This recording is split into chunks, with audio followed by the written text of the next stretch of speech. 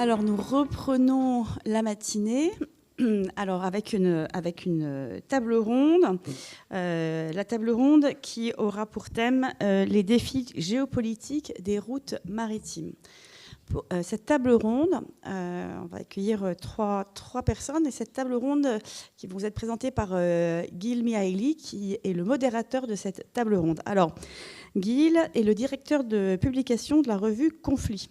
Il est historien et journaliste, diplômé en histoire de l'université de Tel Aviv, et il est également docteur en histoire de l'école des hautes études en sciences sociales, où il a soutenu sa thèse en 2004.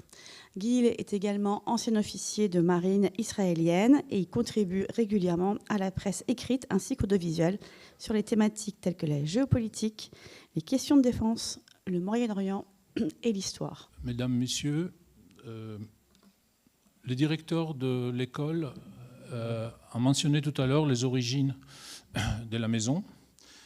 Je voudrais juste rappeler que ces origines sont intimement liées en évolution géopolitique. Les intérêts maritimes de la France étaient tournés vers le sud. Le port principal était Marseille. La Méditerranée était la source des richesses.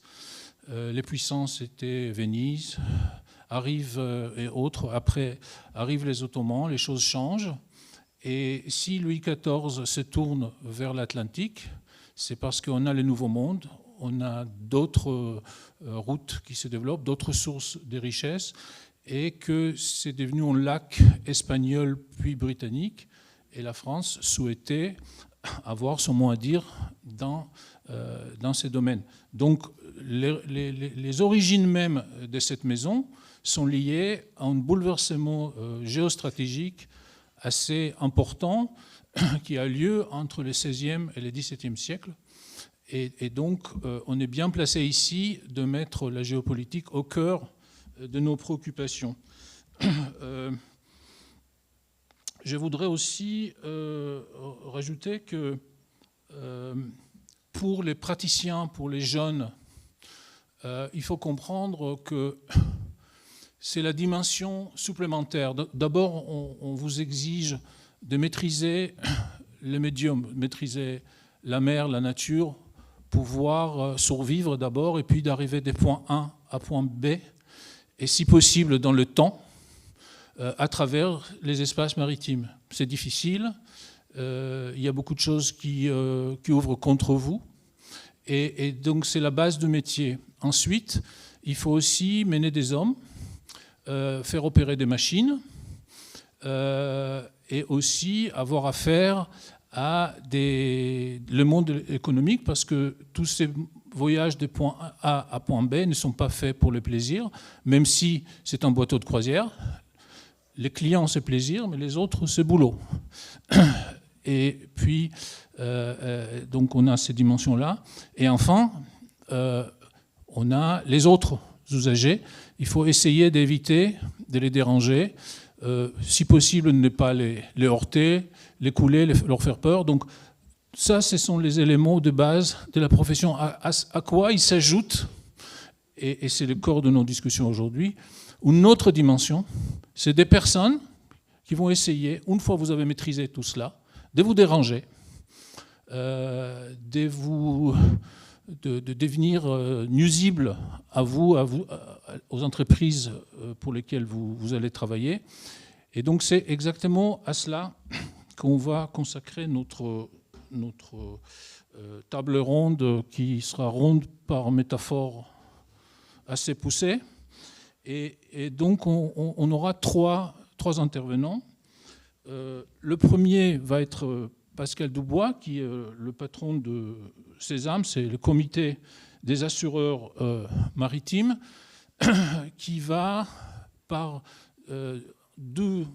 deux fois, parce que chaque intervenant aura deux petits exposés à faire. Donc il va commencer, comme les autres, par expliquer un petit peu, en 30 secondes, son parcours pour comprendre d'où il vient. Ensuite, l'organisme qu'il dirige, ce que l'organisme fait, et à peu près faire un petit état des lieux pour qu'en deuxième temps, on puisse entrer plus dans les sujets et expliquer quelle est la pertinence, qu'est-ce qu'on attend de vous et comment on voit la suite dans les semaines, les mois et les années à venir. Donc on aura Pascal Dubois d'abord. Ensuite, notre deuxième intervenant est le capitaine de frégate Thomas Scalabre, qui est à la tête de MICA, qui veut dire en français du Moyen-Âge Maritime Corporation and Awareness Center.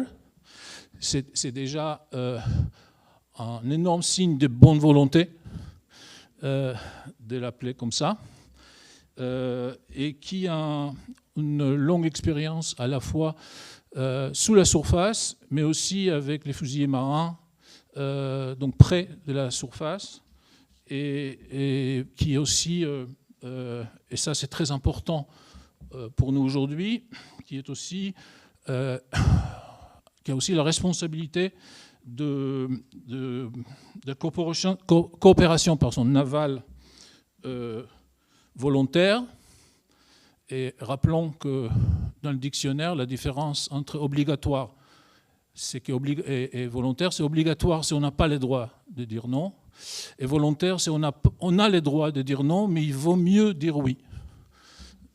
Voilà. Donc, et puis, à la fin, on aura un praticien, Pierre Blanchard, qui est un capitaine de navire et qui dirige l'AFCAM, donc l'association des capitaines de navires, et que moi, j'ai rencontré pas personnellement pour la première fois, parce qu'il a beaucoup intervenu dans le Covid pour parler des conditions de vie des équipages et de la marine marchande en général pendant la pandémie. Donc, commençons par Pascal Dubois, s'il vous plaît.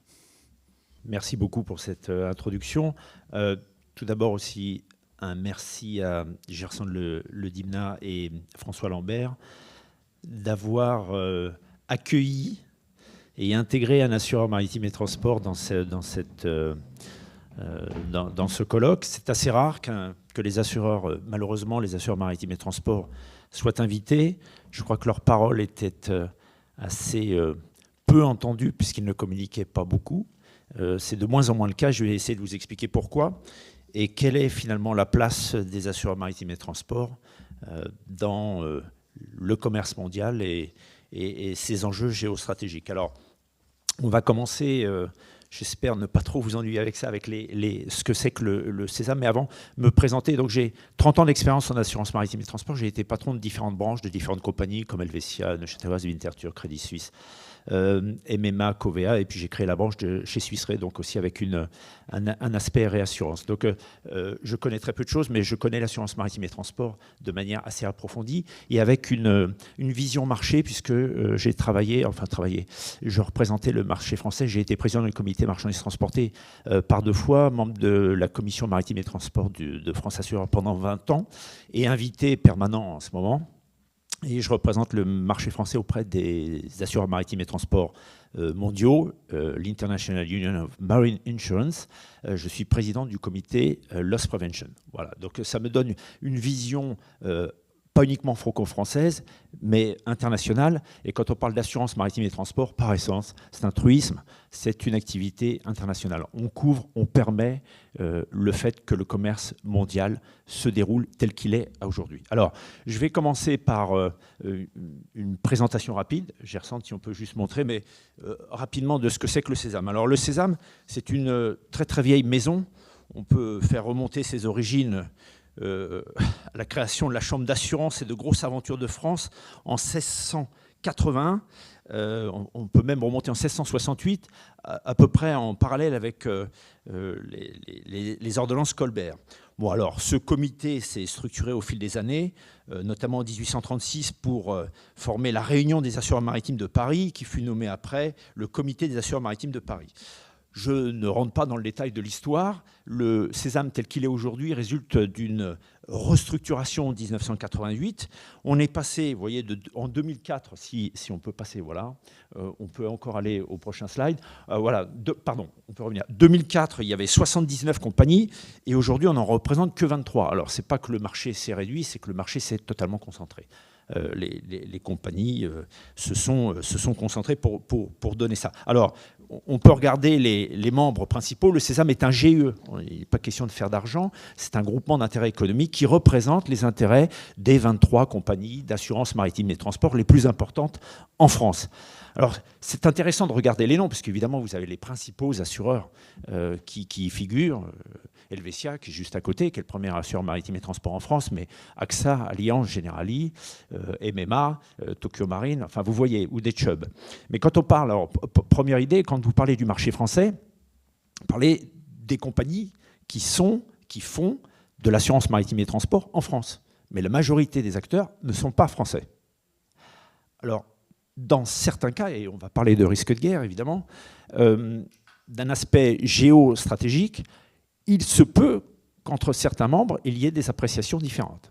Donc c'est un organisme de marché qui a des missions bien déterminées, que je vais vous présenter, mais qui est un organisme, j'allais dire, de type politique, c'est-à-dire qu'il regroupe, il représente l'ensemble des intérêts de ces compagnies exerçant sur le marché français. On parle ici que de compagnies d'assurance, ce que les Anglais appellent les carriers, ceux qui portent le risque, ceux qui payent à la fin.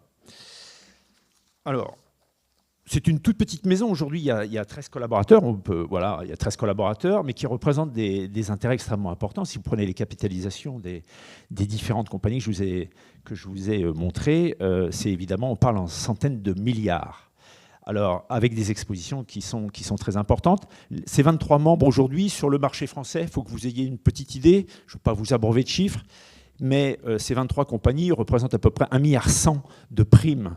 1,1 milliard €, 1,1 milliard de primes d'assurance maritime et transport, ce qui est à peu près équivalent à 95% des primes du marché français. Voilà, donc nous représentons finalement le marché français.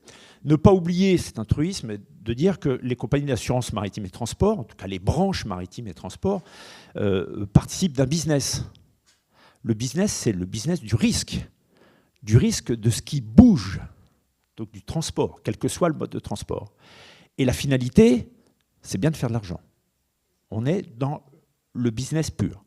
Et dans ce cadre-là, on peut replacer tout de suite dans un environnement géostratégique. Quand on parle de tarifs avec les États-Unis, mais aussi la Chine, on parle bien de droits de douane. Tout ce qui est un frein au commerce est un frein à l'activité des assureurs maritimes et transports. Plus les flux sont fluides, plus possiblement et potentiellement vous pouvez faire de l'argent et donc assurer des flux de marchandises. C'est quelque chose qu'il faut qu'on garde et que vous gardiez en tête. Alors, si on peut continuer. La vision, alors, je parlais ici de... J'ai repris l'indicateur clé des compagnies d'assurance, c'est le ratio combiné. Ça veut dire une fois que vous avez tout payé, vos charges, vos coûts de réassurance, vos sinistres, vos commissions d'intermédiation, c'est ce qui vous reste. Quand vous dépassez 100, vous êtes déficitaire. Quand vous êtes en dessous, vous êtes excédentaire. Voilà. Alors, on peut passer... Aujourd'hui, cette vision d'un Sésame qui ne représente, et c'est le cas, que des compagnies d'assurance qui exercent l'activité d'assurance maritime et transport, est à notre sens, je parle bien là au niveau du marché, dépassée. Vous ne pouvez pas aujourd'hui ne représenter qu'un des acteurs de l'ensemble de l'écosystème. La vision du Sésame, c'est ce qu'on essaye de mettre en place aujourd'hui, c'est de discuter en termes de filière ou d'écosystème, c'est-à-dire d'inclure des courtiers d'assurance, des agents souscripteurs, des avocats, des experts, la Marine nationale, le NSM, France Assureur, l'IUMI, l'ensemble des acteurs de l'écosystème. Donc ça rejoint un petit peu la version, en tout cas la vision de Pascal Hausser tout à l'heure, c'est-à-dire que ce monde dans lequel on a vécu, où les compagnies étaient entre elles et faisaient le marché, ça, nous pensons que c'est totalement dépassé, totalement obsolète, et si nous ne raisonnons pas de manière globale, nous n'y arriverons pas, nous ne peserons pas, et finalement, nous ne ferons pas de bonnes affaires. Donc ça, c'est profondément fondamental, c'est exactement ce sur quoi nous travaillons. Et c'est aussi pourquoi, je peux le dire ici, on a des contacts avec le MICA Center, ce qui n'avait jamais été fait. Ces accords que nous avons, en tout cas ces discussions que nous avons avec le MICA, qui ont été formalisées, ça date d'il y a 4 ans. Ça n'existait pas. Donc les assureurs, aujourd'hui, s'ouvrent. Et à raison. Alors, les principales missions, si On continue.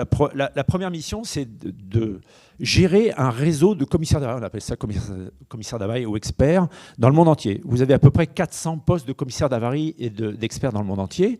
C'est-à-dire, en fait, à chaque fois qu'il y a un sinistre ou des intérêts français, du marché français, parce qu'un intérêt souscrit et assuré par Allianz sur le marché français, c'est un intérêt français, il faut bien qu'il y ait des représentants qui puissent, en cas de sinistre ou en cas de coup dur, supporter, aider, prendre en compte ces intérêts français. Donc on a à peu près 400 postes dans le monde entier, et nous commençons des collaborations avec les deux principaux réseaux mondiaux que sont les Lloyd's Agencies, donc le marché de Londres, puisque quand on parle d'assurance maritime et transport, on parle du marché de Londres d'abord, qui est le marché international par essence, et l'IMU, qui est le marché américain, un petit peu moins important que le Sésame. Les trois réseaux d'experts mondiaux les plus importants sont les Lloyd's, dans un ordre décroissant, le Sésame et l'IMU. Ça, c'est la première mission.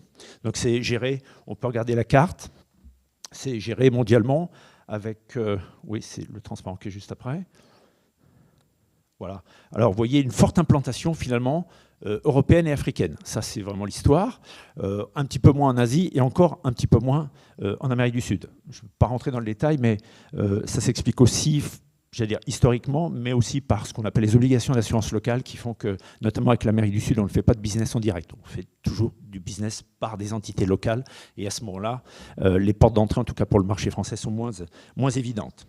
La deuxième mission, là je vais aller très vite, c'est un outil de gestion qui est mis à la disponibilité du marché français pour gérer tous les flux de coassurance. Alors, de quoi est-ce qu'on parle ici? Quand vous avez, je vais essayer d'être très pragmatique pour que tout le monde comprenne bien de quoi il s'agit.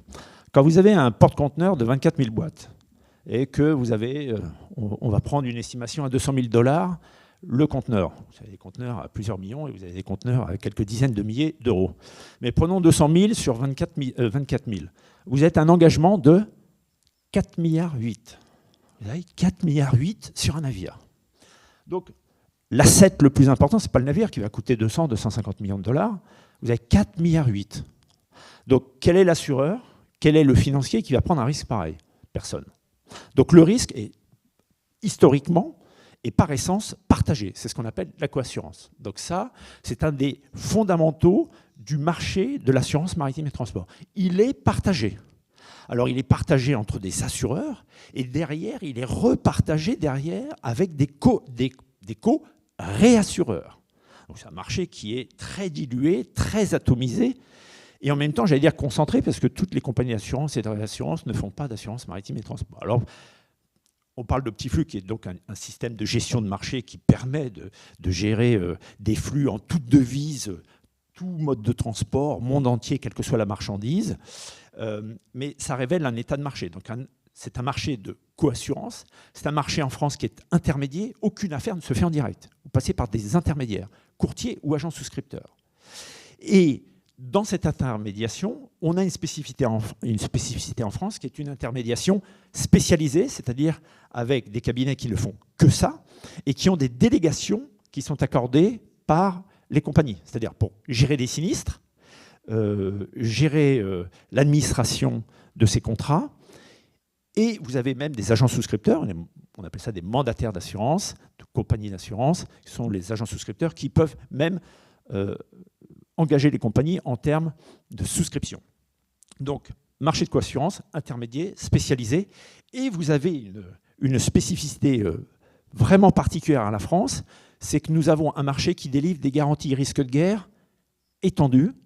Ça, c'est une... je ne sais pas comment le qualifier, c'est une spécificité absolument extraordinaire. C'est-à-dire que nous couvrons ce que les Anglais appellent le war on land. La garantie de guerre à terre est une exclusion absolue de tous les contrats de réassurance, de toutes les compagnies. 2 minutes. 2 minutes, donc je vais aller plus vite. On reviendra sur ce risque de guerre, ses spécificités et comment on la gère. Alors, si on va plus loin, autre spécificité du Sésame, donc on peut repasser, on gère des sinistres importeurs. L'amiral Hausser en parlait tout à l'heure, le sinistre par exemple de l'Ever Given dans le canal de Suez, ça voilà, on mutualise au Sésame des gestions de sinistres importants et d'avaries communes. Autre activité, on a une activité de formation, c'est pour ça que le NSM pour nous, ça nous parle, parce que les navigants, ils ont une deuxième vie. Après la mer, il y a la terre. Et souvent dans nos compagnies, on a des préventeurs, on cherche cette expertise à inclure dans nos compagnies. Et puis, dernière mission, on a tous les ans un événement où on essaye de faire parler l'ensemble des acteurs de la filière, qui s'appelle le Rendez-vous Paris Mat et qui regroupe 1100 personnes. Voilà. Alors, ça, ce sont les missions sur lesquelles le Sésame intervient.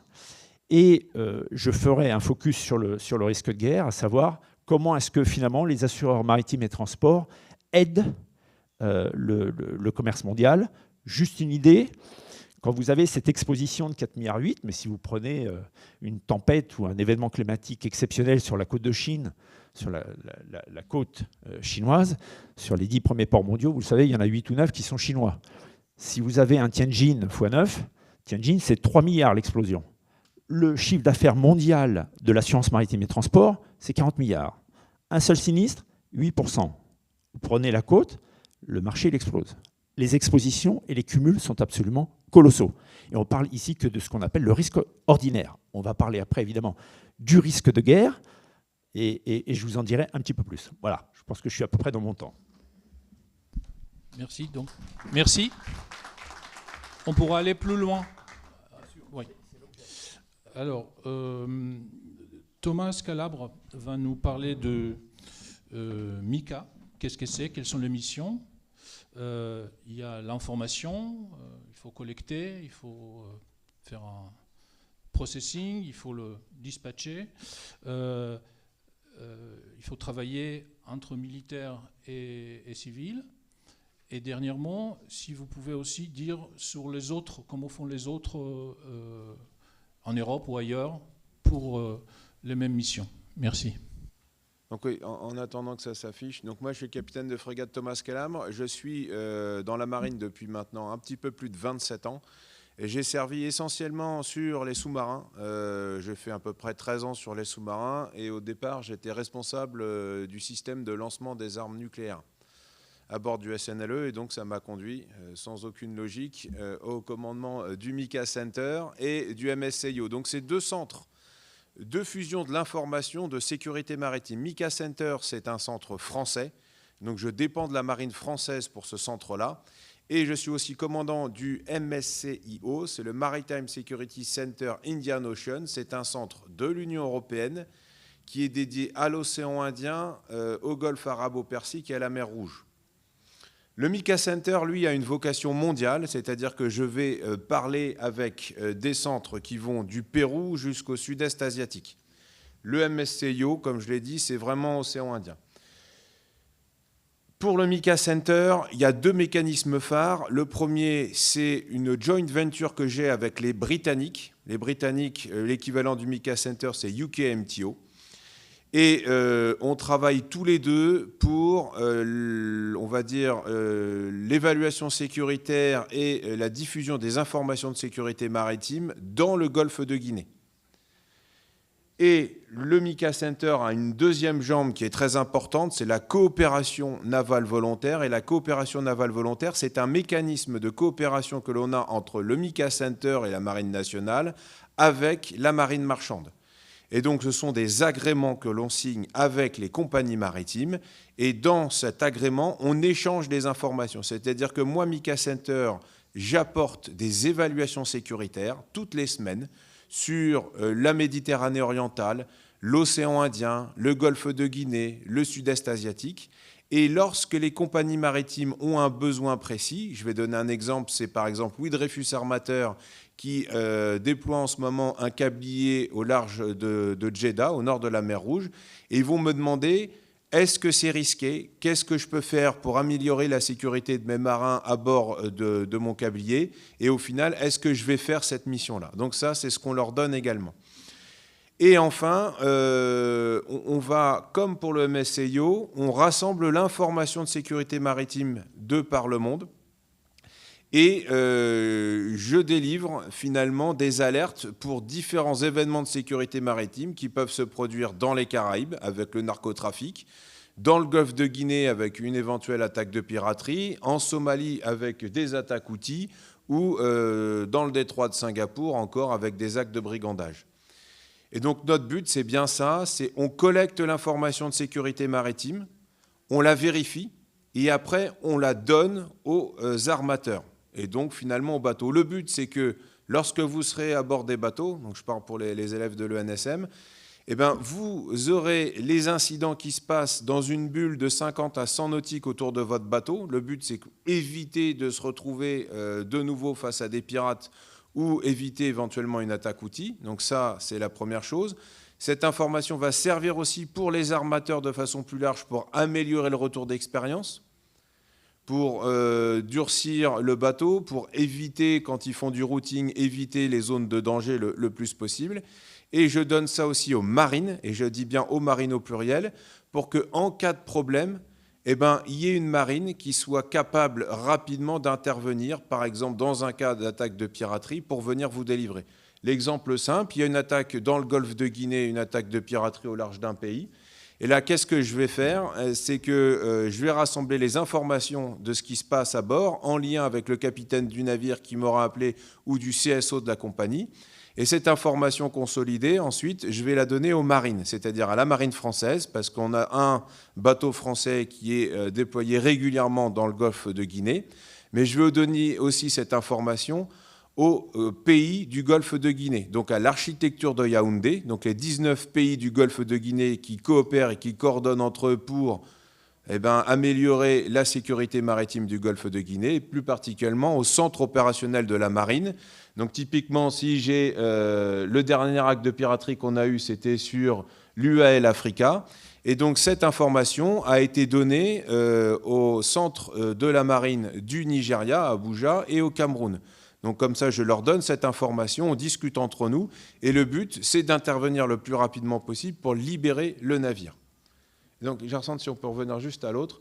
Et donc, comme je coopère avec l'ensemble, enfin une grande partie des centres de fusion d'informations maritimes, donc ça va du Pérou jusqu'au sud-est asiatique, et ça permet finalement d'avoir aussi une bonne vision de ce qui se passe dans le monde sur les différentes mers.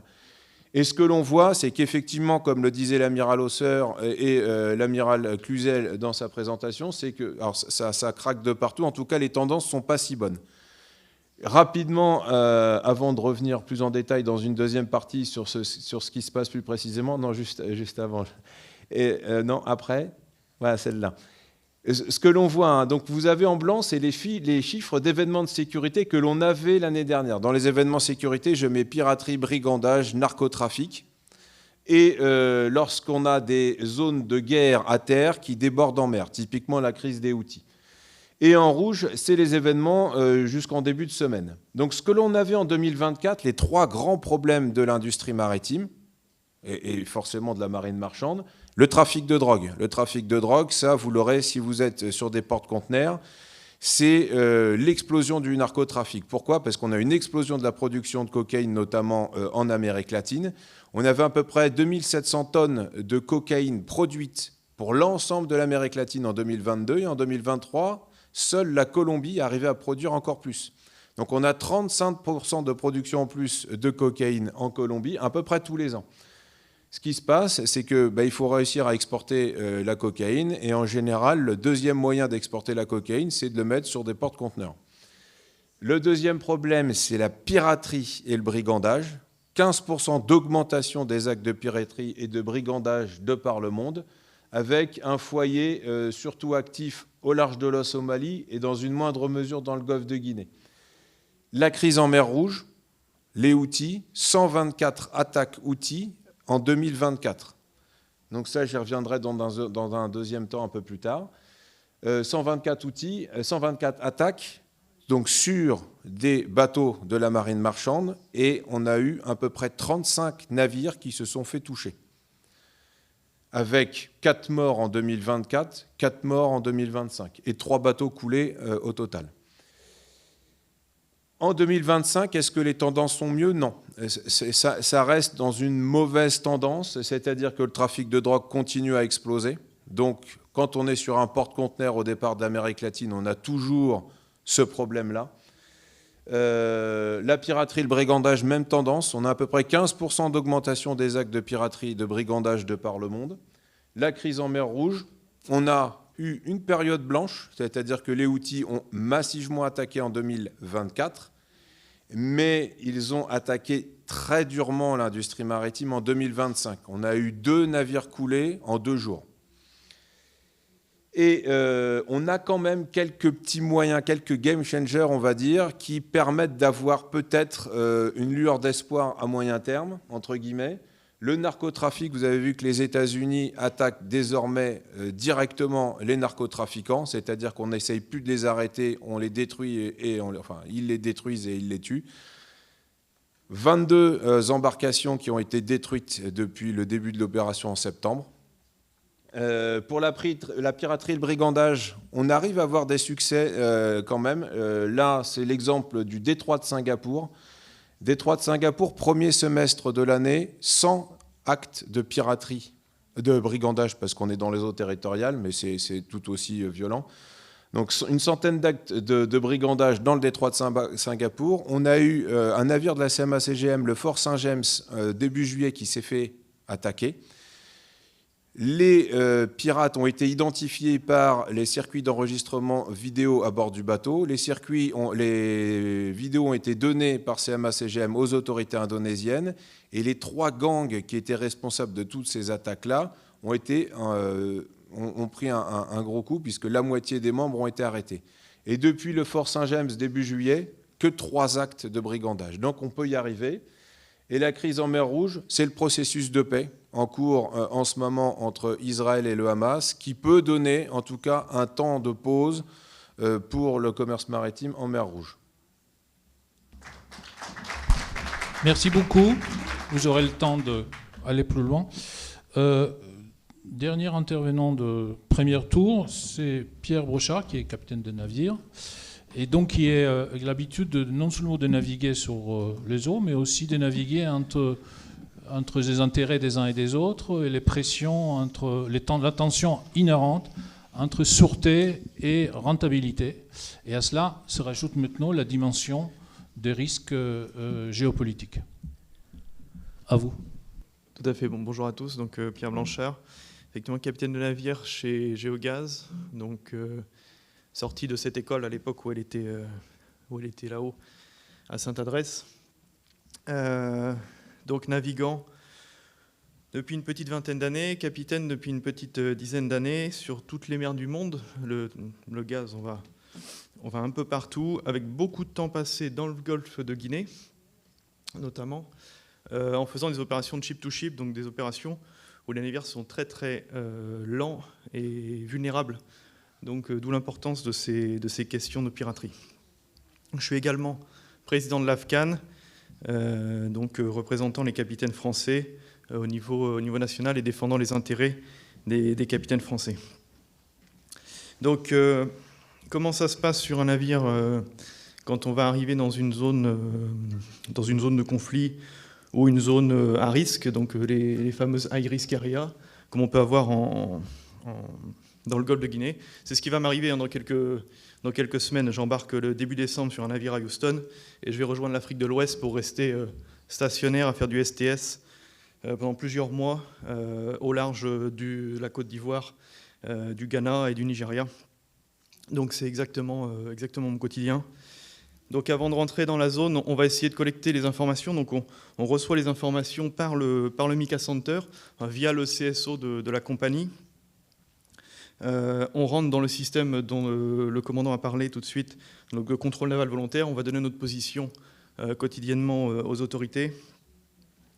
Et donc on va essayer d'étudier ces informations, en sachant que moi je suis comme vous, les élèves de l'école. Je n'ai pas été formé à la guerre, je n'ai pas été formé à toutes ces questions sécuritaires. Donc c'est très compliqué d'évaluer le degré de risque et de savoir si on doit y aller ou on ne doit pas y aller. Et derrière, on a un affréteur qui, lui, veut y aller parce qu'il y a de l'argent à faire.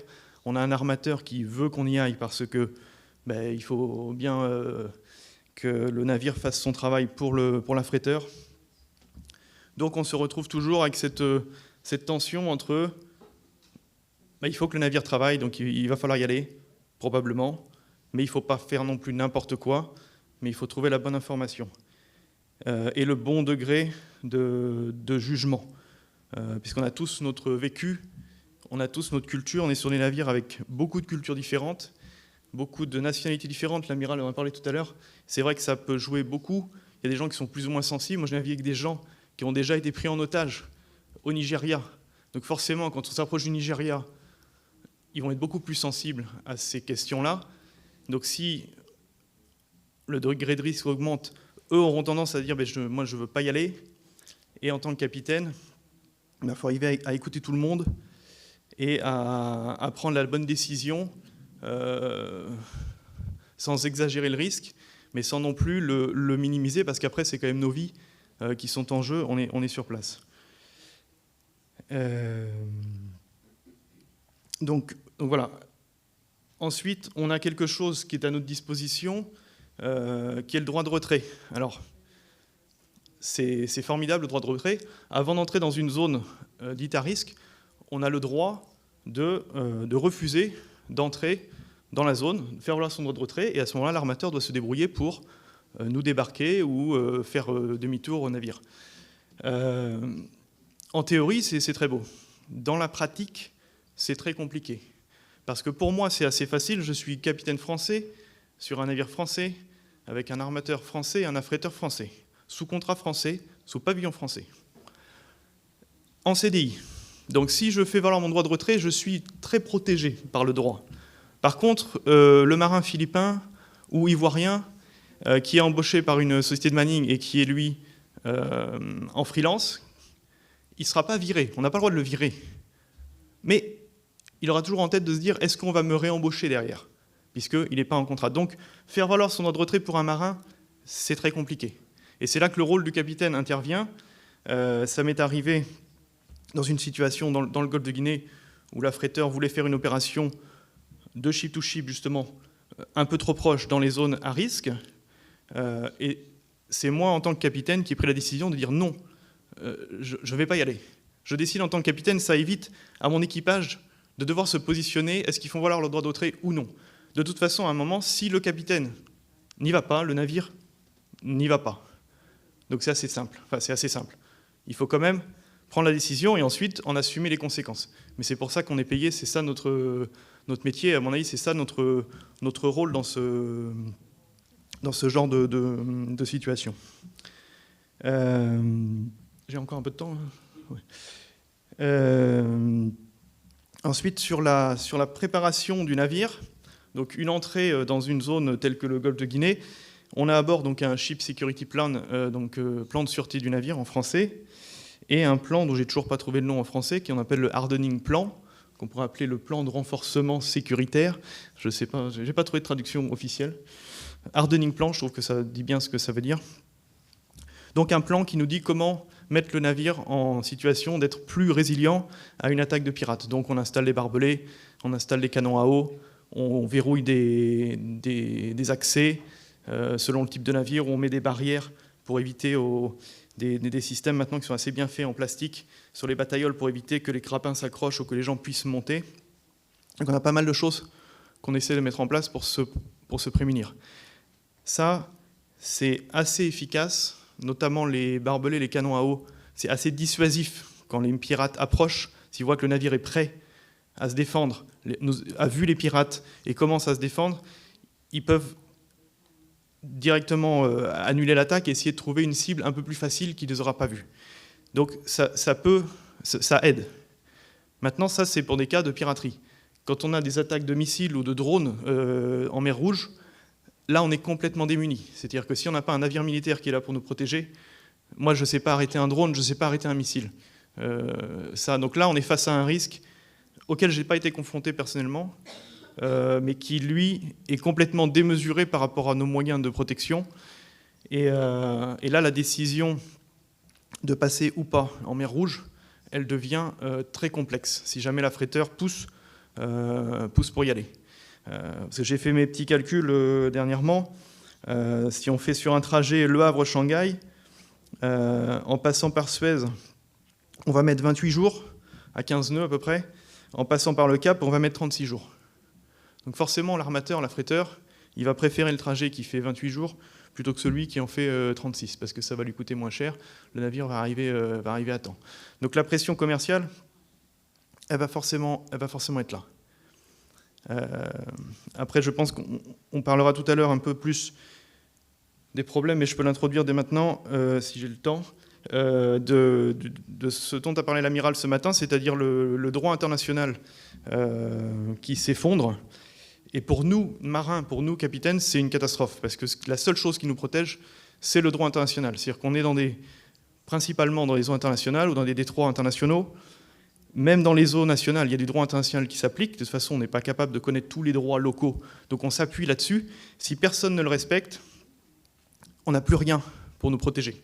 On est complètement vulnérable.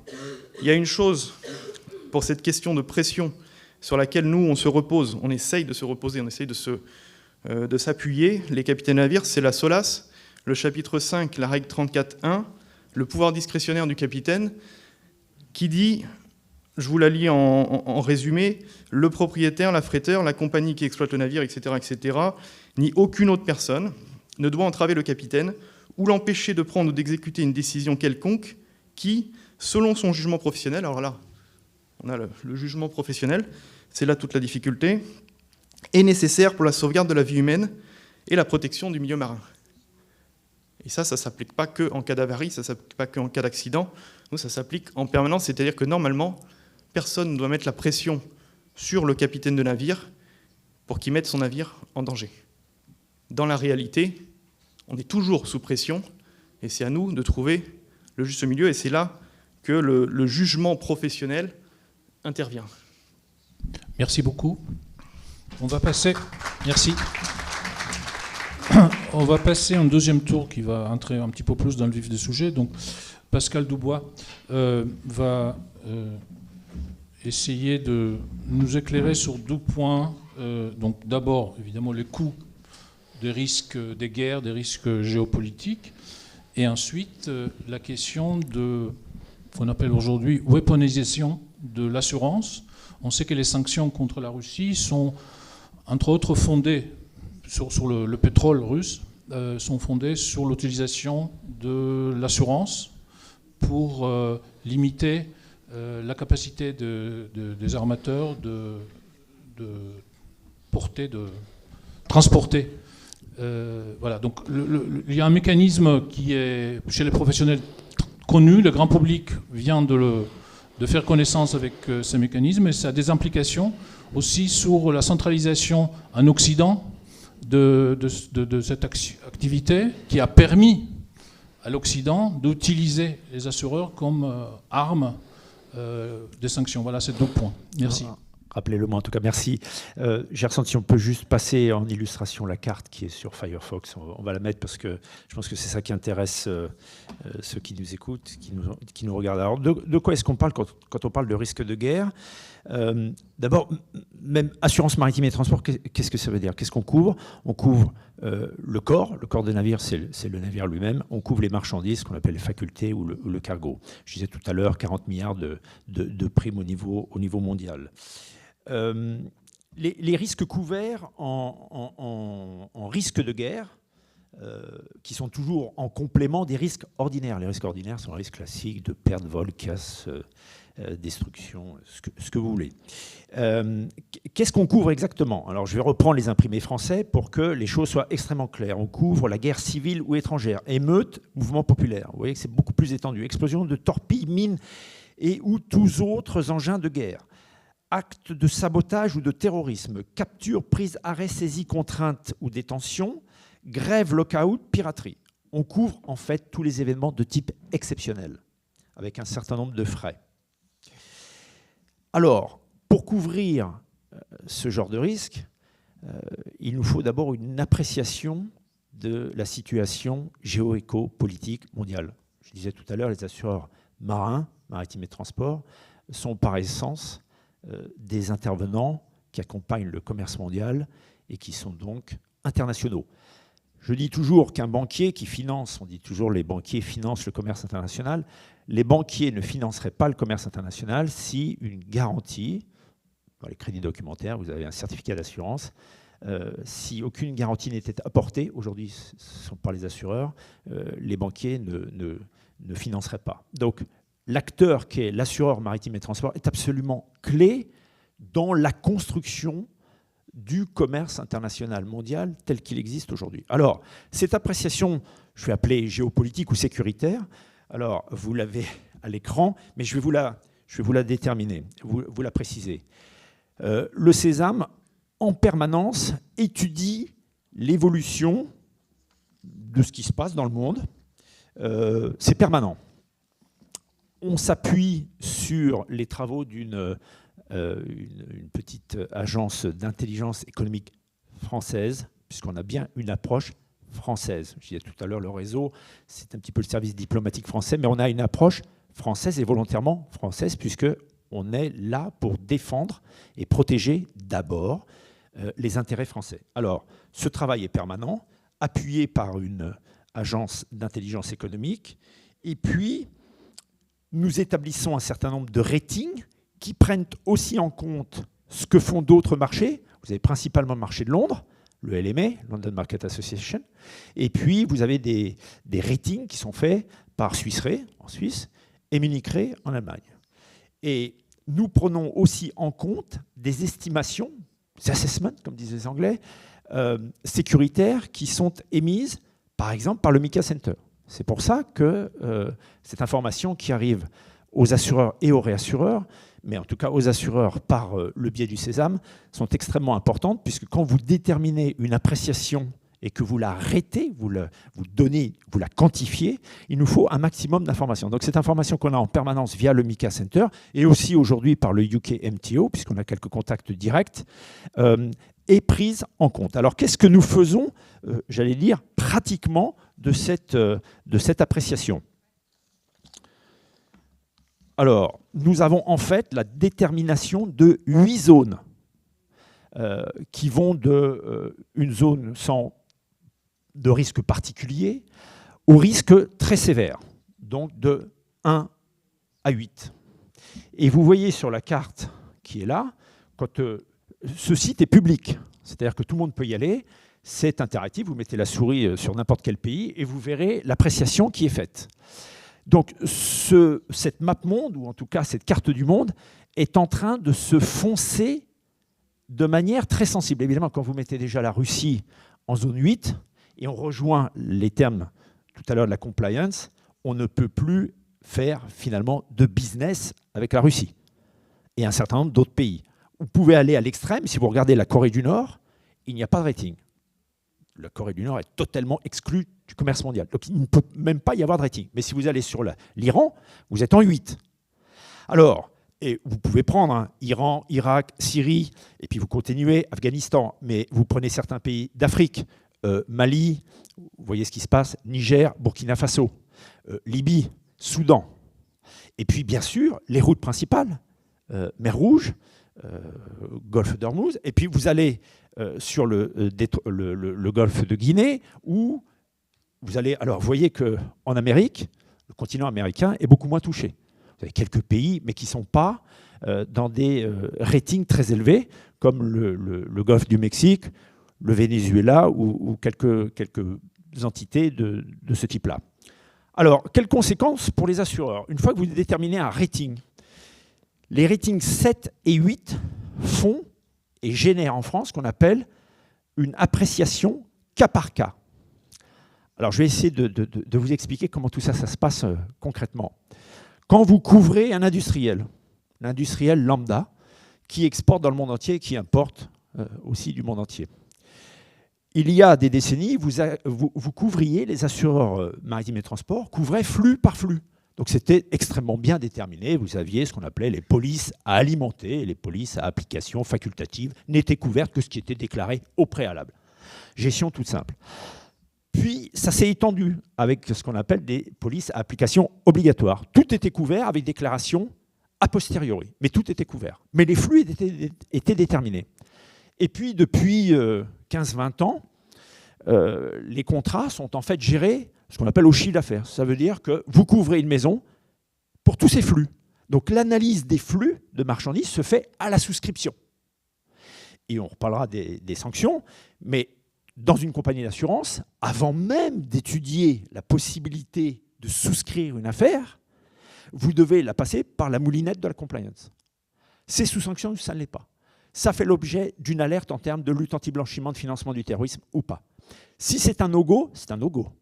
Donc les compagnies, depuis 15 ans, se sont équipées de manière extrêmement substantielle avec des avocats qui, systématiquement, passent à la moulinette toutes les affaires qui vous sont proposées, y compris l'affaire Avrez. La petite PME qui est à côté peut aussi avoir des influences ou des connexions avec des pays sous sanction. Donc tout est vérifié. Alors je reviens sur ces polices au chiffre d'affaires. À partir du moment où tout est couvert, comment faites-vous quand nous avons eu le cas sur la mer Rouge du Sud en disant aujourd'hui la situation sécuritaire impose un passage en zone 7 ou 8 et comme je vous ai dit tout à l'heure, c'est ce qu'on appelle au cas par cas. C'est-à-dire que la garantie automatique qui est accordée en risque de guerre dans certains contrats saute sur cette zone. Alors vous n'allez pas dire, il y a une couverture avant, il y a une couverture après. Pendant que ça transite pendant la mer, sur la mer Rouge, il n'y aura pas de couverture. Ça ne se passe pas comme ça. Donc il y a une appréciation générale. La garantie sur la zone est retirée, suspendue, et il y a une analyse cas par cas qui est faite pour un rétablissement de cette garantie. Donc, quand vous êtes sur ces polices au chiffre d'affaires, quand vous êtes une police à aliments avec des flux particuliers, notamment tout ce qui est trading, ça ne pose pas de problème. Vous avez le flux qui est déterminé, vous savez où il passe. Mais quand vous avez des flux dont une partie, et on sait que sur la mer Rouge, c'est à peu près 15% du trafic mondial en volume qui passe par le canal de Suez, comment faites-vous? Donc, il y a une appréciation de nouveau globale qui est faite avec des pondérations. Et à ce moment-là, vous avez des rétablissements ponctuels et temporaires de la garantie sur ces zones. Donc en termes de gestion, c'est une, je ne sais pas comment le qualifier, pardon, je vais être grossier, il n'y a pas d'autre terme, entre guillemets, c'est une chierie absolue. C'est-à-dire que comme vous n'avez pas de définition de vos flux, tout d'un seul coup est impacté. La couverture globale de votre risque est impactée. Donc le fait de passer en zone 7 ou 8 pour les compagnies et les courtiers spécialisés, mais surtout pour les compagnies, fait que les relations avec les clients, évidemment, peuvent se tendre, parce qu'on peut dire, mais attendez, vous supportez bien le commerce mondial, mais à un moment ou à un autre, quand il y a vraiment une explosion d'une crise, vous ne nous soutenez pas. Alors, ça n'est pas juste, puisque nous suspendons les garanties et nous les redélivrons, mais au cas par cas.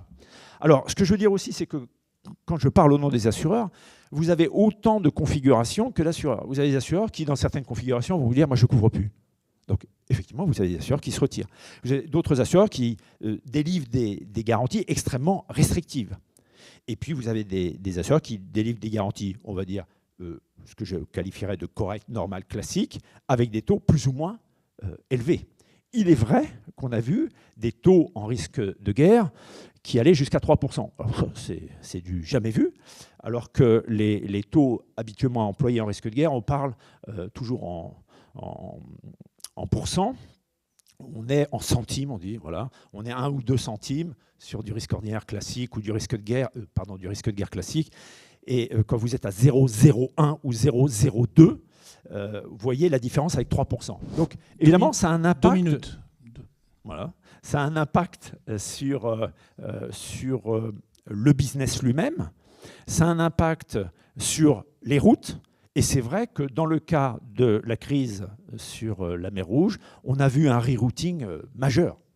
Là, on a vu que l'ensemble, une très grande partie de nos assurés ont dévié et pris la route du Cap pour éviter ce problème. Voilà. Alors, je pourrais rentrer un petit peu plus dans le détail par là, si vous voulez, en fonction de vos questions, mais voilà ce que je voulais vous dire. En tout cas, les assureurs maritimes et transports accompagnent, y compris un risque de guerre, notamment le marché français avec ses garanties qui ne sont pas uniquement maritimes, mais aussi à terre, et que c'est un peu légende de dire que les assureurs se retirent à chaque fois qu'il y a des crises. C'est exactement l'inverse, en tout cas pour les assureurs marins. Ils accompagnent, et après, à vous de choisir, j'allais dire, les bons intervenants, les bons courtiers, les bonnes compagnies, celles qui délivrent des garanties.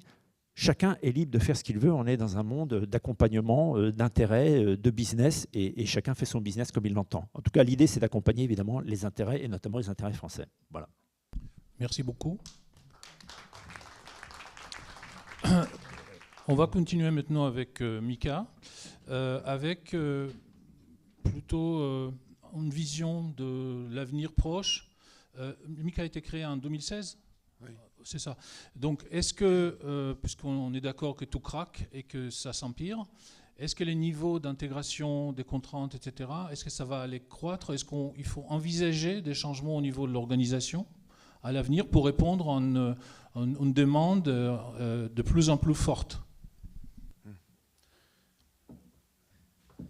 Voilà, donc je vais refaire juste quelques zooms sécuritaires sur les zones, entre guillemets, les zones un peu les plus chaudes, on va dire, et avec les quelques perspectives que l'on peut en tirer. Donc un zoom sur le golfe de Guinée, sur l'océan Indien, qui est la zone la plus tendue, et sur la problématique du narcotrafic.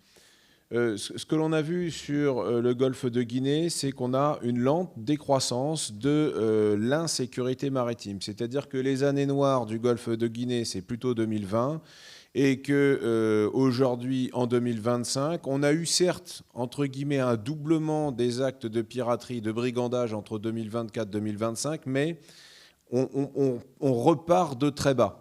C'est la fourchette que j'ai indiquée, c'est-à-dire qu'en 2020, on avait 120 événements de brigandage et de piraterie dans le golfe de Guinée. Et l'année dernière, on a touché un point bas, 26, donc ça reste pour le coup résiduel.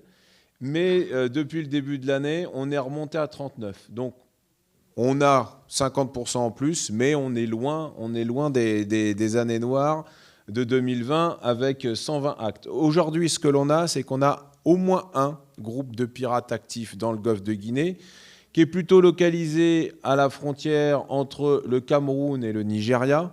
Et ce groupe de pirates opère en dehors des aides camerounaises et nigérianes, parce que ce sont des zones bien sécurisées, et ils vont au sud de Bioko. Bioko, donc oui, c'est ça, c'est au sud de Bioko. C'est le grand triangle rouge que vous avez. Donc c'est un triangle entre Bioko, Sao Tomé et Bata. Pourquoi ce triangle-là ? On a eu les 4 actes de piraterie, les derniers, les plus dimensionnants, ont eu lieu dans cet endroit-là. Ce que veulent les pirates aujourd'hui, c'est le kidnapping. Avant, on allait chercher des petits tankers pour prendre les cargaisons et les revendre. Ce n'est plus le cas aujourd'hui, c'est le kidnapping. Juste 2 exemples. Le dernier cas, enfin un des cas emblématiques, le Bourbon Liberty, qui naviguait dans ce triangle-là, les pirates sont montés à bord, l'équipage s'est réfugié en citadelle. Les pirates ont essayé de casser la citadelle, ils n'ont pas réussi, ils sont repartis. D'où l'importance des citadelles. C'est vraiment ça qui va sauver les équipages. Les fils barbelés, etc., c'est très bien, mais ça ralentit la progression. Ça va permettre juste à vos équipages de se réfugier rapidement en citadelle. Ils n'ont pas réussi, ils sont revenus sur le Bitu River. J'ai plus la carte. Oui, pardon. Donc sur le Bitu River, qui était un bitumier qui était affrété par Ruby, là les pirates sont montés à bord. Cette fois-ci, ils avaient pris des bons outils, et avec les bons outils, ils ont cassé la citadelle. C'est-à-dire qu'ils avaient des chalumeaux et ils ont dégondé la porte d'entrée de la citadelle. Ils sont rentrés, ils ont pris 10 membres d'équipage. 10, pourquoi 10 ? Parce que logistiquement, c'est plus facile à assurer, et au niveau des rançons, c'est plus facile à négocier. Ils les ont gardés à peu près 35 jours, ils les ont relâchés contre la rançon. Donc c'est bien ça, le but, c'est vraiment le kidnapping. La tendance après, vous avez vu, on reste en bas de fourchette. La piraterie, il y en aura toujours un peu, voilà, mais il y a des zones de plus en plus sûres dans le golfe de Guinée. La deuxième après, juste après, s'il vous plaît. Donc la mer Rouge, la problématique, c'est les Houthis. 2024, 124 attaques. 700 armes lancées par les Houthis. 700 armes, ça veut dire qu'ils ont lancé dans ces 700 des missiles balistiques, des missiles de croisière, des drones de surface, des drones aériens. Ils ont touché partiellement 34 navires. Ils ont touché durement, c'est-à-dire qu'il y a eu des morts et des navires qui ont coulé, donc 7 navires. Je comprends notamment le Galaxy Leader avec son équipage qui a été emprisonné, entre guillemets, en tout cas pris en otage pendant plus d'1 an. Ils ont aussi lancé des armes sur les marines américaines, 150 munitions visaient les frégates américaines. Et aujourd'hui, qu'est-ce qu'on a ? On a eu 8 mois de période blanche, comme je l'ai dit, et d'un seul coup, les Houthis ont réattaqué de façon très forte. Et ils ont réattaqué juste après la guerre Iran-Israël de 12 jours, Comme ça, ils se sont désolidarisés, en tout cas, ils ont découplé leur action de celle des Iraniens. Et ils l'ont fait au moment où le Premier ministre israélien était à Washington pour les négociations du futur plan de paix. Donc c'était une mise sous pression. Et qu'est-ce qu'ils ont fait? Une attaque saturante de 4 heures contre le Magic 6. Donc ça, c'était une attaque délibérée, ils l'avaient planifiée. Donc 4 heures, l'équipage a été évacué, donc ils ont échappé aux outils, sont montés à bord, vidéo de propagande, ils ont mis des charges explosives, ils l'ont coulé. Donc une petite vidéo comme ils l'ont fait pour le Sounion. Le lendemain, un autre bateau, ça c'était une attaque d'opportunité, l'Eternity C, 40 heures d'attaque saturante, c'est-à-dire que l'équipage était pendant 40 heures sur le navire et pendant 40 heures les outils avec des skiffs autour ont lancé des RPG, donc voilà le RPG avec les grenades autopropulsées. Il y a eu du missile balistique, du missile du croisière, ils ont fait la panoplie complète. Au final, qu'est-ce qui s'est passé? 4 morts, 4 marins morts, 11 qui ont été récupérés par les Houthis, dont ils sont toujours malheureusement dans les territoires Houthis, et à peu près 9 qui ont réussi à être pris en charge par un autre navire. Donc tout ça pour dire que les Houthis sont toujours présents et en fait, ce qui va guider les Houthis, c'est que les attaques sur la marine marchande, ça reste un levier politique pour eux. Un levier politique parce que ça leur permet d'exister sur la scène internationale. Ils ont toujours une capacité tactique de le faire. Les Houthis sont en guerre depuis 2002. Donc contre le gouvernement officiel du Yémen, contre une coalition comprenant l'Arabie Saoudite et les Émirats Arabes Unis, contre une opération très importante des Américains qui s'appelait Rook Rider, qui a duré quelques mois.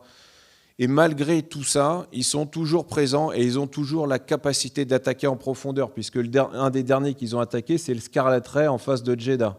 Et vous voyez la limite que j'avais mis, 17 degrés 50 nord, c'était l'attaque la plus nord qu'ils avaient faite en 2024, et ils sont capables de taper beaucoup plus loin. Et la dernière chose, c'est une mission religieuse pour eux.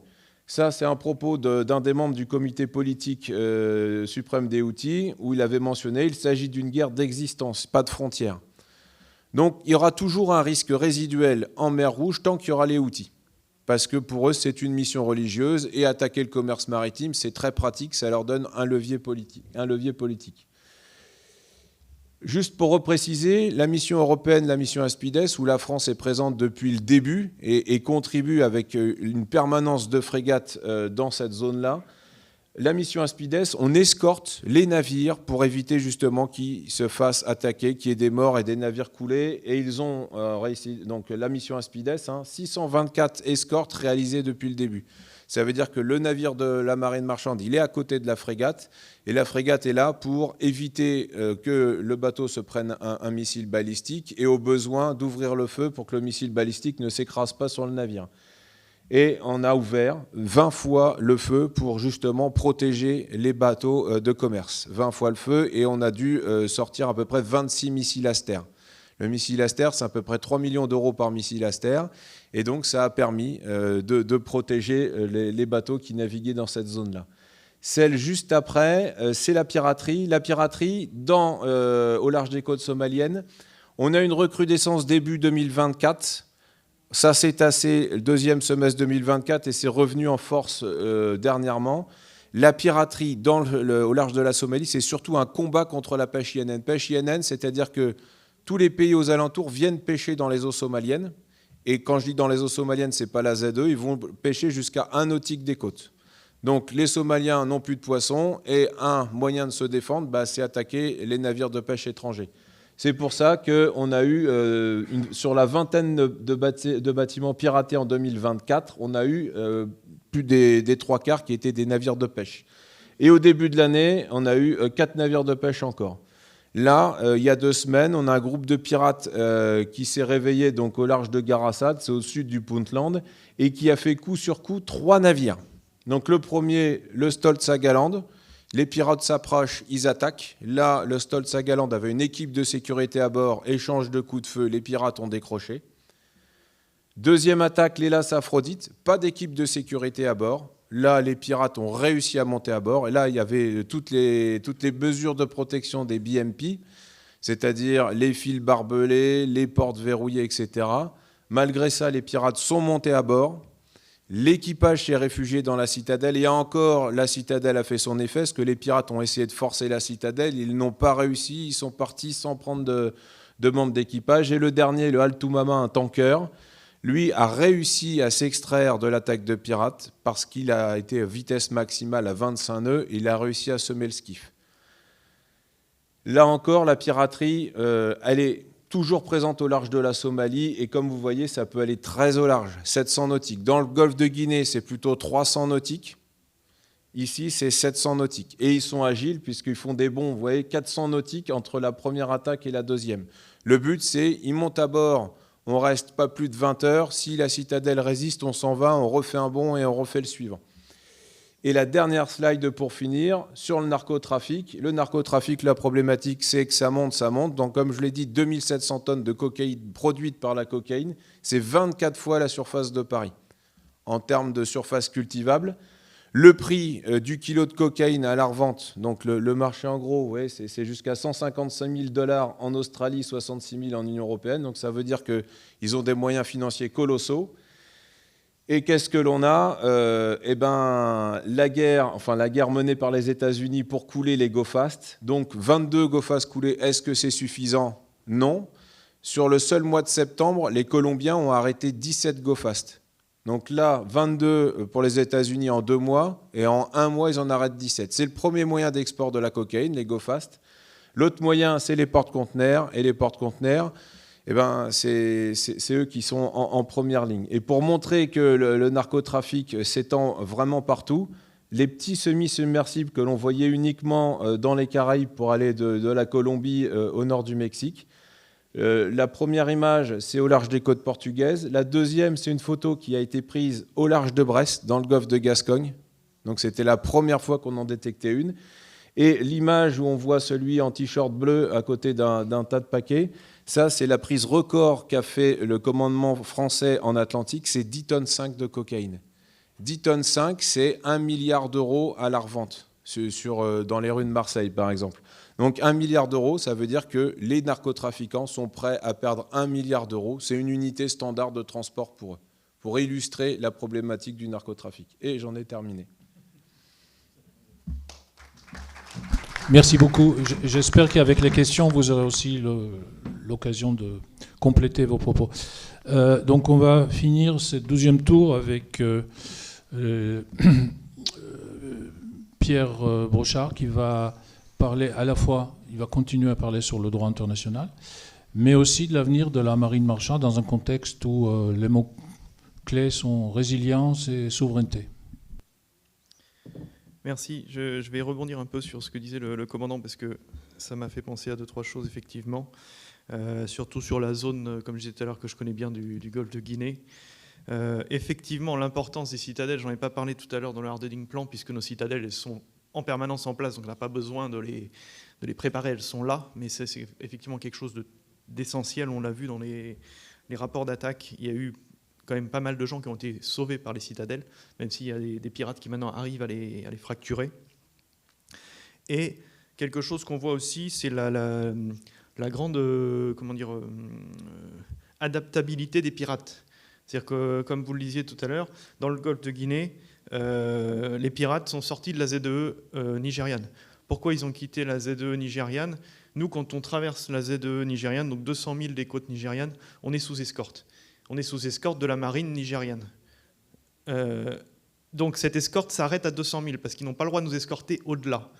Ce qui fait que la ZEE nigériane est devenue un endroit quasi sûr et les pirates attendent dehors. Alors ça fait loin, pour eux, il faut qu'ils aient une logistique importante, mais ils y arrivent. Et donc on se retrouve avec des attaques maintenant, effectivement, à 200-300 000 des côtes, très loin. Et ça devient compliqué de trouver un endroit sûr pour travailler pour nous, surtout nous qui faisons des ship-to-ship dans la zone. Voilà, c'est juste parce que j'ai eu quelques réflexions qui me sont venues et je trouvais ça intéressant de rebondir là-dessus. Maintenant, concernant le droit international, comme je commençais à l'évoquer tout à l'heure, c'est vrai qu'on voit que ça se dégrade de partout. Nous, c'est la seule chose qui nous protège, c'est la seule chose qui nous permet de travailler convenablement et en toute sécurité, enfin qui nous permettait, qui devrait nous permettre, puisque la Convention de Montego Bay normalement nous garantit le passage inoffensif dans les eaux territoriales, donc on devrait pouvoir traverser les eaux territoriales de tous les pays sans avoir aucun problème. On voit bien que ce n'est pas du tout le cas. La Convention de Montego Bay reprend aussi l'interdiction d'entraver le passage dans les détroits. C'est compliqué. Moi, j'ai passé le détroit d'Ormuz il y a quelques années, après un chargement au Koweït, donc avec un gazier chargé. Heureusement, fort heureusement, escorté par la marine française, une frégate qui nous escortait. Les gardiens de la Révolution se sont mis en travers de ma route, avec des petites embarcations militaires armées, et appelé à la radio, demandant de nous arrêter. Moi, je suis quand même un chauffeur de camion. Quand il y a des gendarmes armés qui vous disent de vous arrêter, je m'arrête. Là, la frégate m'a dit, surtout, vous ne vous arrêtez pas, vous ne ralentissez pas, vous y allez, on va s'en occuper. Ils se sont interposés, on est passé. Mais on a l'impression de forcer un barrage. Moi, quand j'ai quelqu'un avec une arme qui me dit de m'arrêter, je m'arrête généralement. Là, ce n'est pas le cas, mais ce n'est pas normal. Dans un monde normal, ça ne devrait pas arriver. Ça, c'est les Iraniens. Ce sont des pays qui sont quand même un peu en marge de la communauté internationale, de tout ce droit international. Donc on n'est pas surpris. Ce qui est inquiétant maintenant, ce qu'on a vu avec l'amiral Scalabre ce matin, c'est que maintenant les grandes puissances s'y mettent. C'est-à-dire que la Chine peut nous faire ça dans le détroit de Taïwan, la Russie, les États-Unis. Je vois bien les résultats sur le narcotrafic, mais moi je trouve ça quand même assez inquiétant.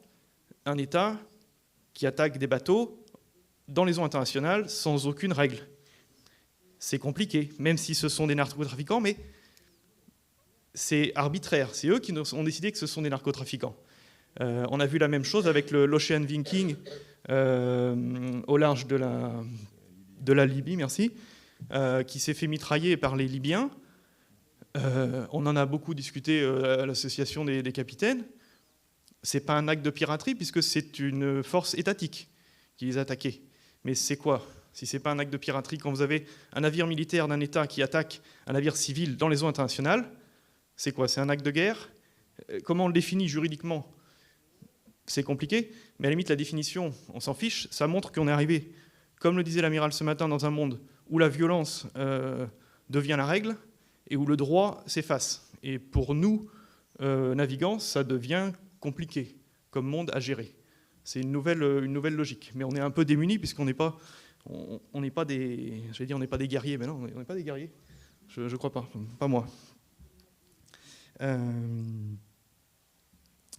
Donc voilà. Maintenant, je ne sais pas combien j'en suis sur le temps. 5, comme ça va. Oui, ça reprend un petit peu les mêmes choses, mais voilà, on voit de plus en plus de pays qui revendiquent soit des ZEE, comme disait l'amiral ce matin, des ZEE en les considérant comme des mers territoriales, ou carrément des pays qui, à l'ONU, revendiquent une mer territoriale de 200 000.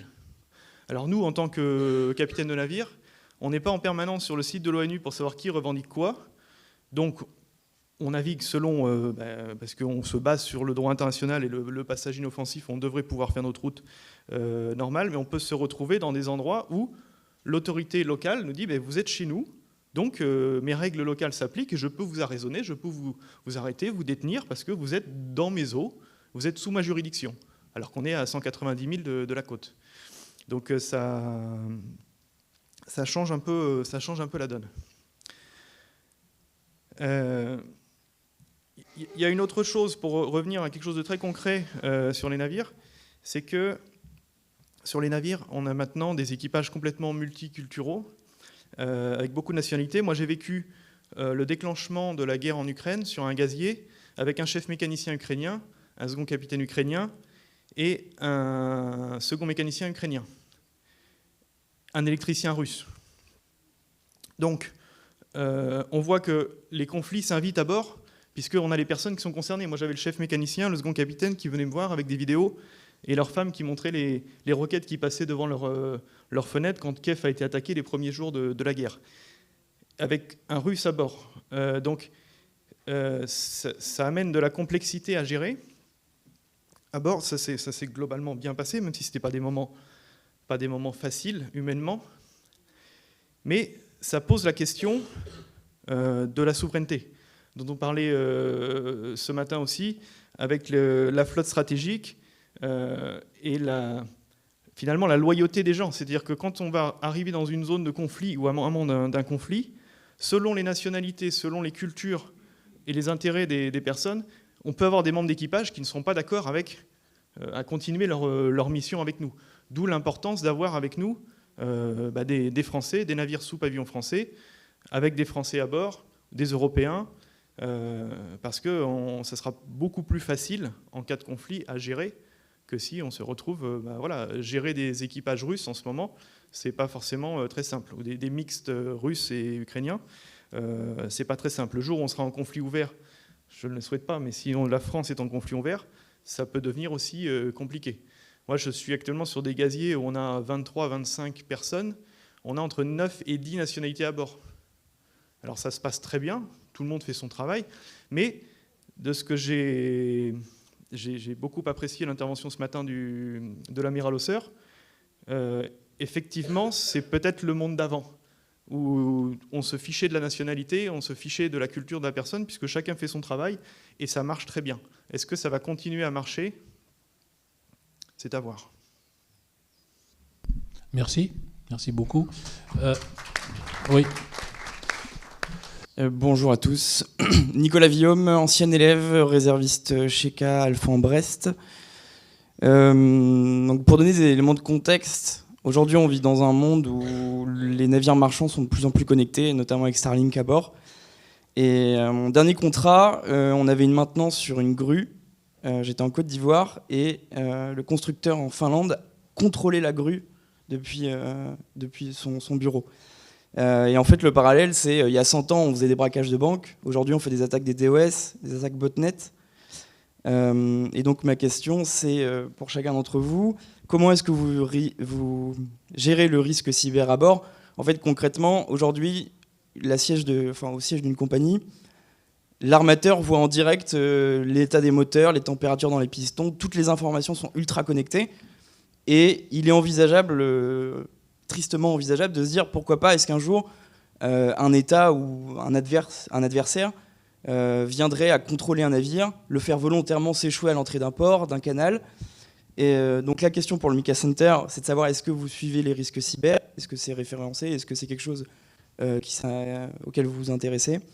Pour Monsieur Dubois, c'est est-ce que les marchandises, est-ce que le risque cyber est pris en compte dans cette question-là.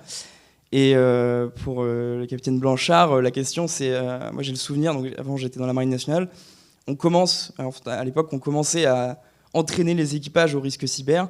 À bord des navires marchands, on a toute une panoplie d'entraînement contre le feu, contre les abandons, enfin beaucoup de choses. Et on commence un peu à prendre en compte les risques cyber, les clés USB, les virus. Est-ce qu'aujourd'hui, c'est quelque chose que vous voyez se déployer à bord ? Merci beaucoup.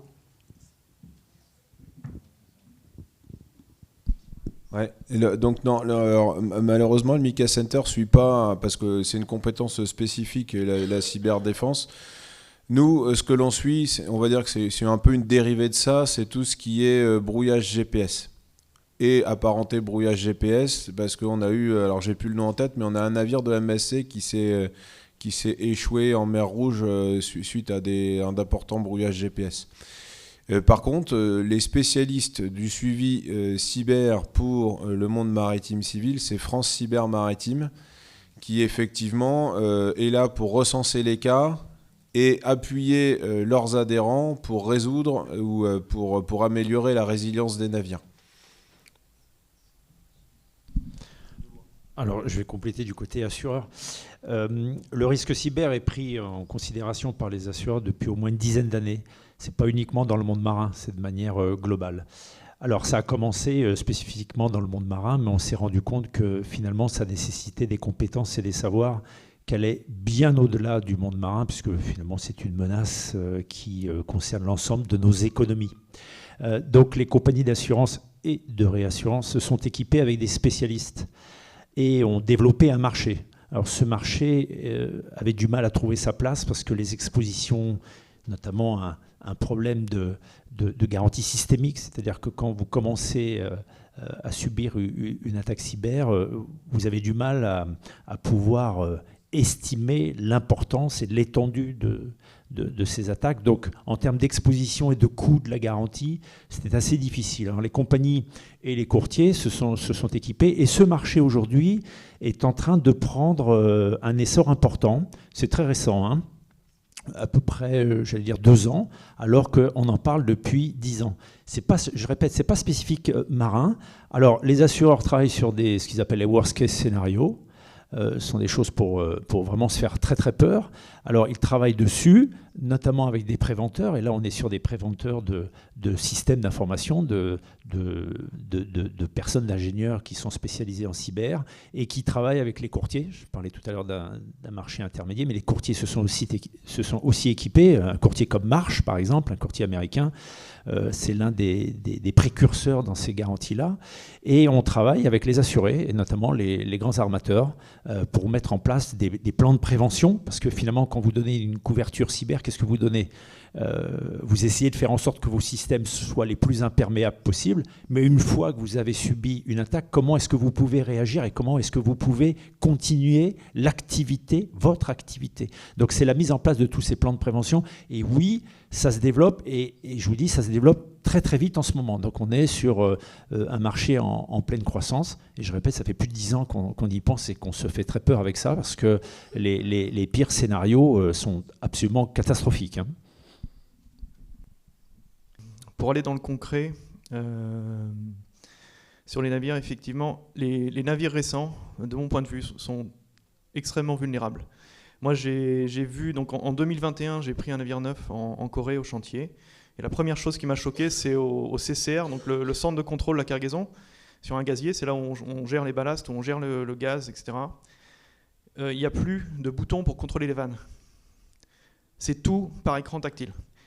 Donc j'ai trouvé ça hallucinant, et j'avais bien raison, puisque 1 an après, je me suis retrouvé hacké en train de décharger le navire, donc du propane à moins 40 degrés, avec des pompes en série qui tournent dans des tuyaux.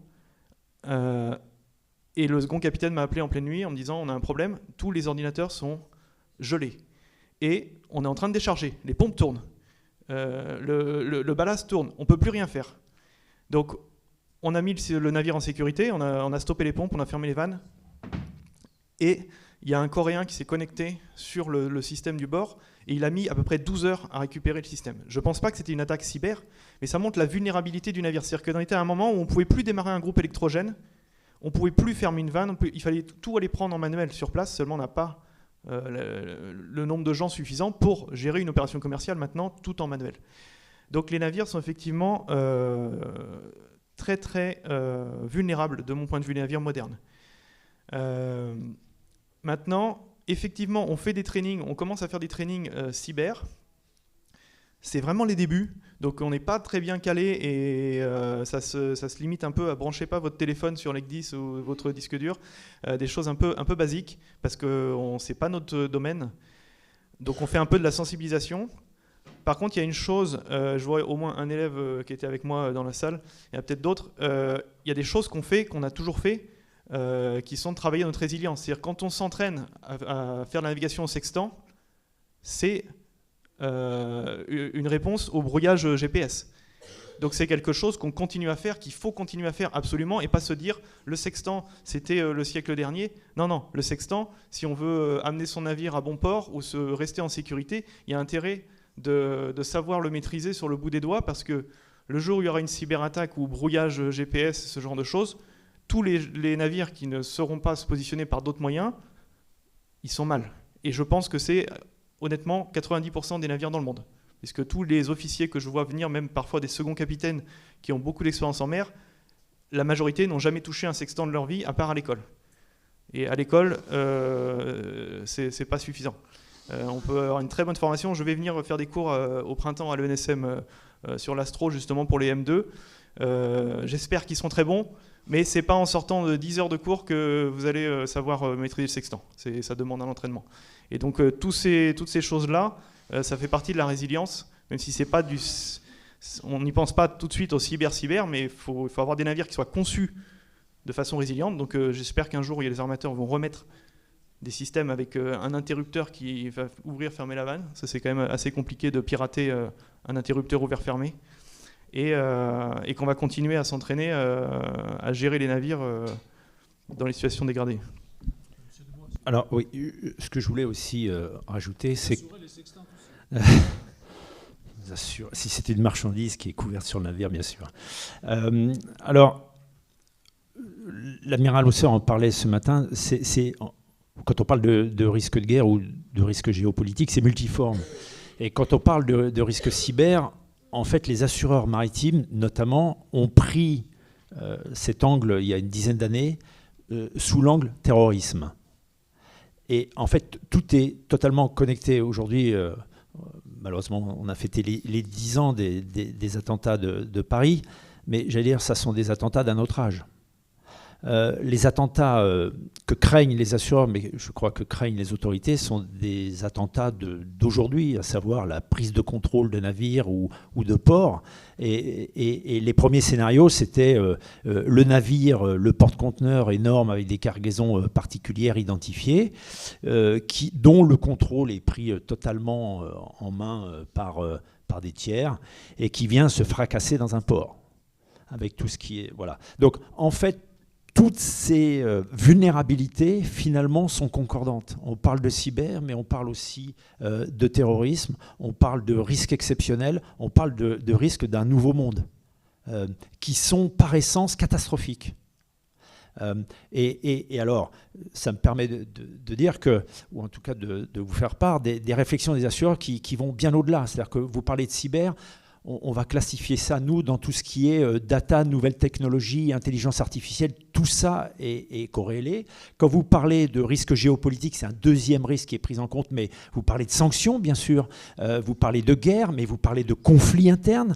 L'estimation des assureurs aujourd'hui, c'est que les conflits de guerre qu'on voit dans le monde, oui, c'est un fait important. Ce qui est peut-être plus important et qui fait plus peur encore aux assureurs, ce sont les conflits internes et les potentialités de guerre civile. Et dans les paramétrages des assureurs, c'est un aspect qui est évidemment tenu en compte. Et puis le troisième élément structurant, c'est le changement climatique, avec évidemment tous ces navires qui sont propulsés avec des carburants différents.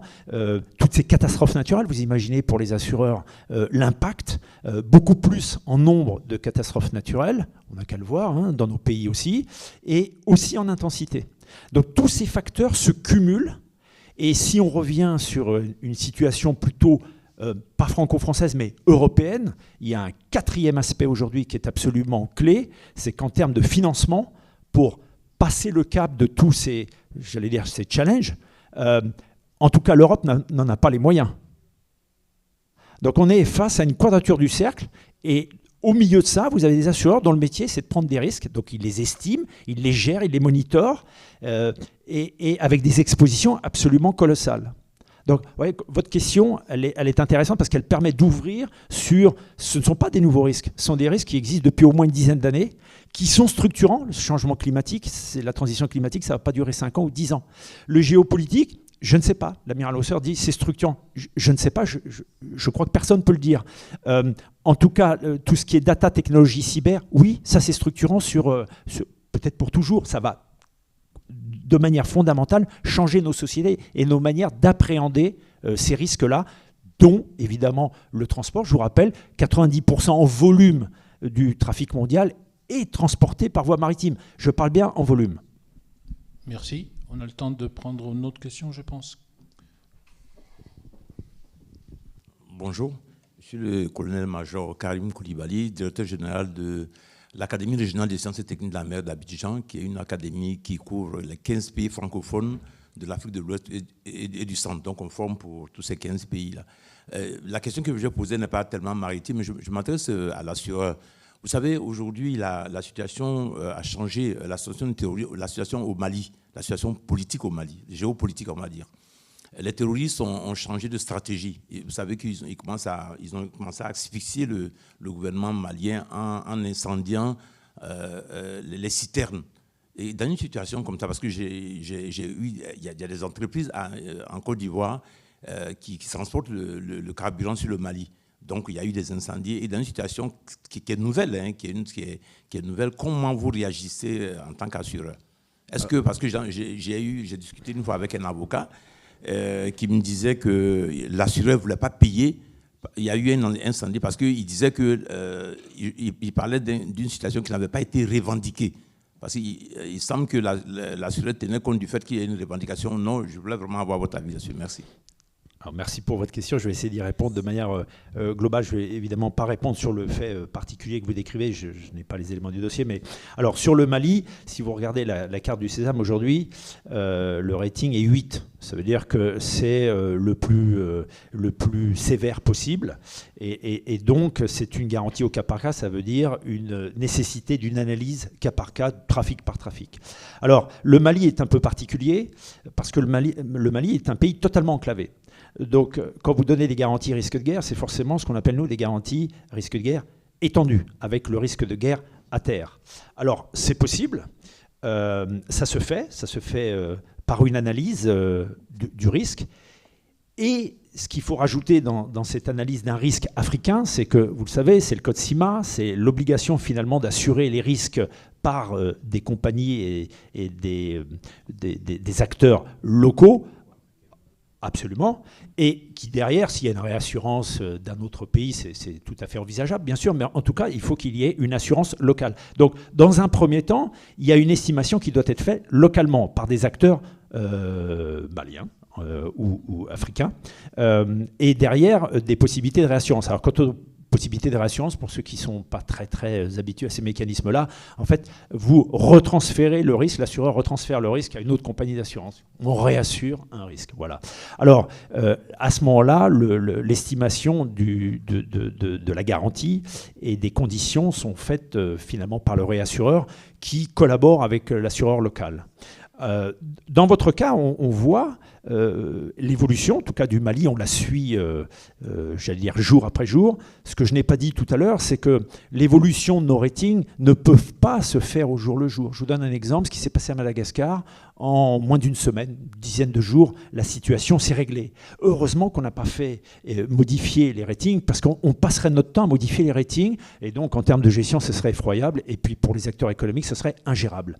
Donc, mais en tout cas, le monitoring de ce qui se passe aujourd'hui dans la grande région du Sahel, c'est évidemment pour les assureurs, et notamment les assureurs français, un vrai souci, parce que les connexions se font donc ce qu'on appelle par les acceptations en fait, de la réassurance.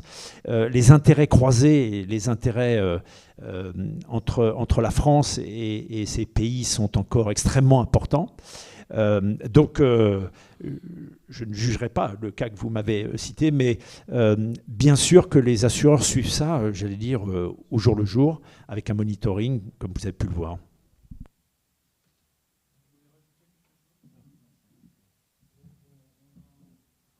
On va prendre une autre question dans la salle, oui. Bonjour, oui, voilà, ça marche. Bonjour, Stéphanie Burgère-Prin. Moi, je suis là à titre personnel, rien à voir avec mon travail aujourd'hui. J'avais deux questions pour Monsieur Scalabre, en fait, par rapport à ce que vous avez présenté tout à l'heure. Vous avez parlé de certains, vous avez donné des exemples de certains navires qui ont été attaqués et vous avez dit certains avaient des équipes de sécurité à bord et pas d'autres. Question peut-être naïve, mais pourquoi est-ce que c'est pas systématique en fait d'avoir une équipe de sécurité à bord quand on voit les conséquences humaines, économiques que ça peut avoir, et puis le fait que les marins effectivement sont pas là pour faire la guerre, quoi. Donc ça, première question. La deuxième, vous avez parlé de rançon aussi. Vous avez donné l'exemple d'un équipage de 10 personnes qui avaient été retenues plusieurs mois, qui ont été rendues en fait sous paiement de rançon. On parle globalement, on parle de quel type de montant et comment est-ce que ça se passe? Est-ce que ça se passe uniquement dans le cercle privé en fait, des entreprises par rapport à ces gens-là, ou est-ce qu'il y a une intervention étatique sous quelle forme que ce soit, diplomatique ou économique?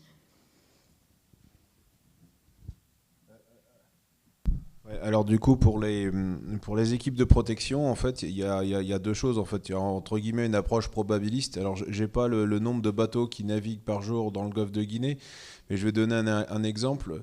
Quand tout allait bien en Bab el-Mandeb, on avait à peu près un flux de 25 000 navires par an. Et là, on a vu que le nombre d'actes de piraterie, on en a 5 ou 6. Donc en fait, ça veut dire que si on prend le ratio de 6 navires qui transitent avec, enfin 25 000 navires qui transitent avec 6 actes de piraterie, on peut se dire le risque est entre guillemets, pas si important. Mais c'est toujours pareil. Les équipes de sécurité, c'est comme une assurance. C'est le jour où on a besoin qu'on est content d'y avoir souscrit. Et donc, toutes les compagnies n'ont pas les moyens ou essayent de contourner pour ne pas payer des équipes de sécurité. Typiquement, donc, l'exemple de Bourbon, lorsqu'il a eu son acte de piraterie au sud de Sao Tomé, ils ont énormément d'activités dans cette zone-là. Donc, ce qu'ils essayent de faire au départ, c'est d'éviter les zones de piraterie ou traverser les zones de danger lorsque le danger est moins probable.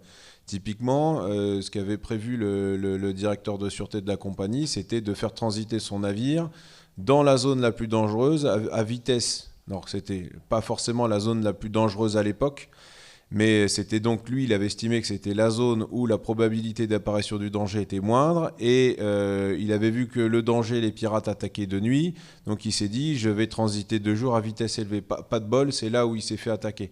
Mais voilà, donc c'est pas systématique parce que ça coûte cher. Alors j'ai plus les chiffres en tête, mais c'est quand même onéreux, les équipes de sécurité privées.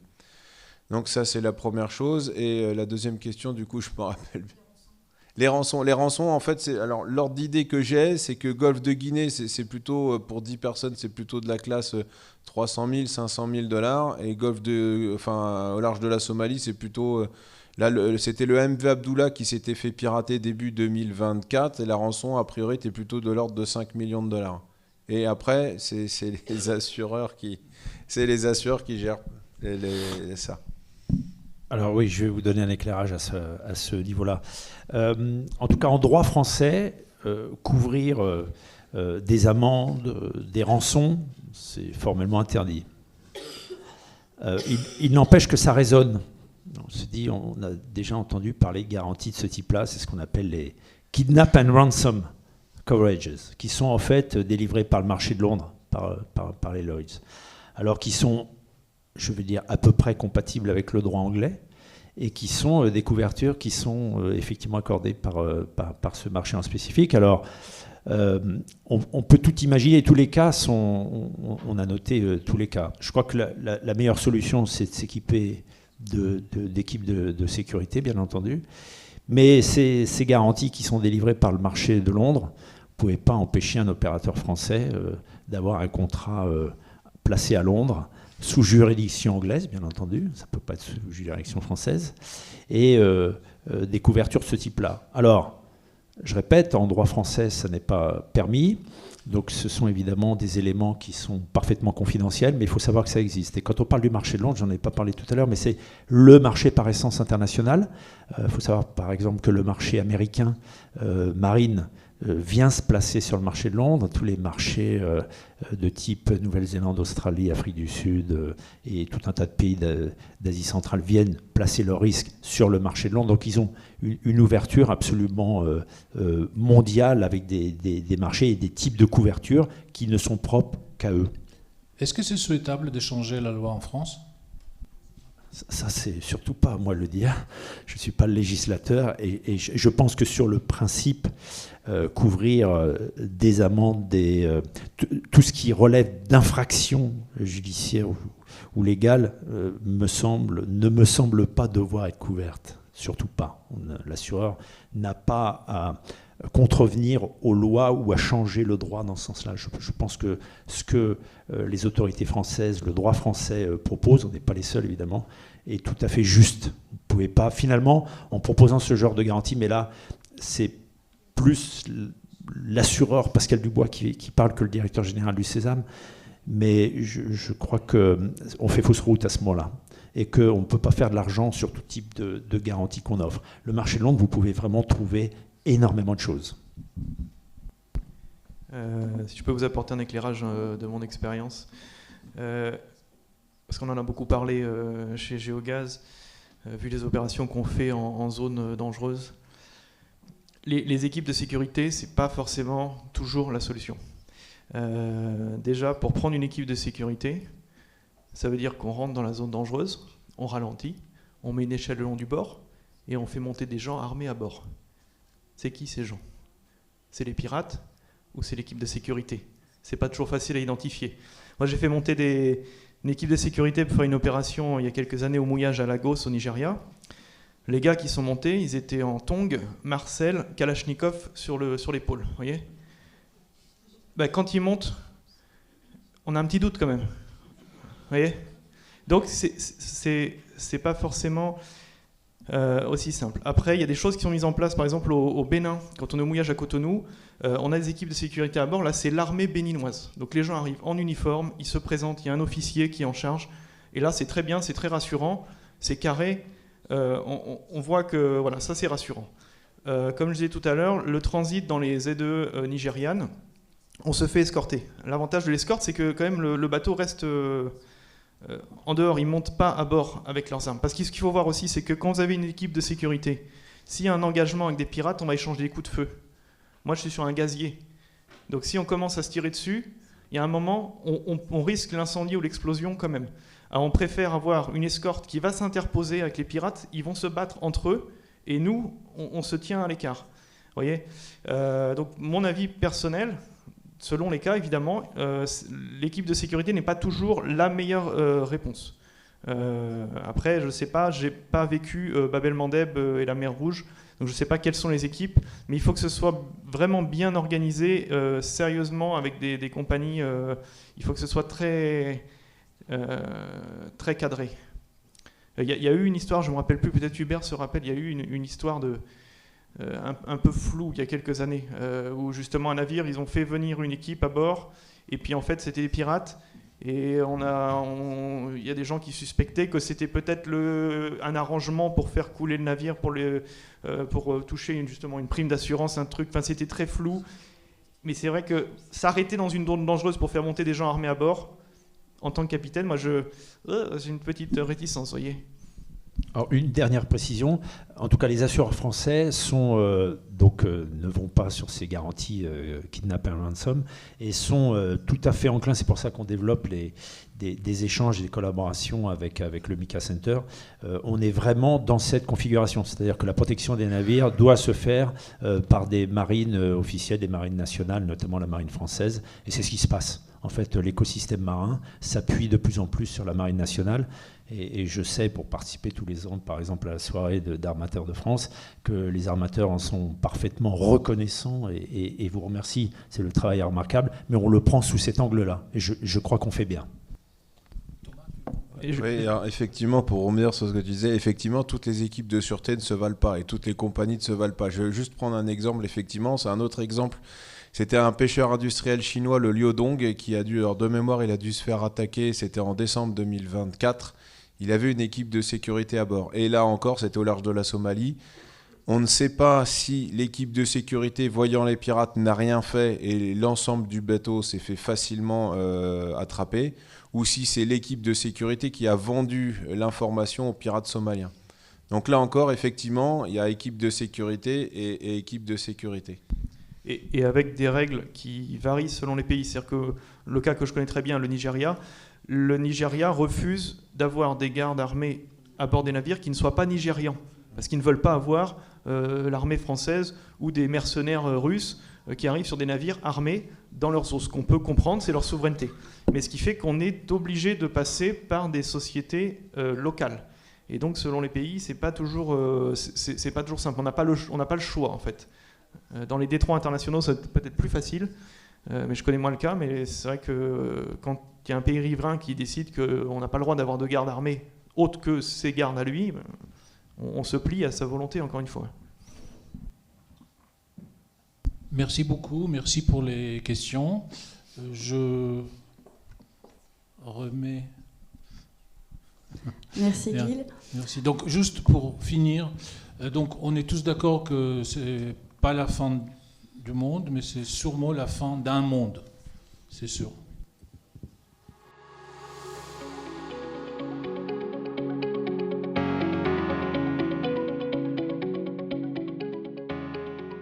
Merci. Alors merci beaucoup à nos panélistes, merci aux modérateurs, merci aux intervenants de toute la matinée.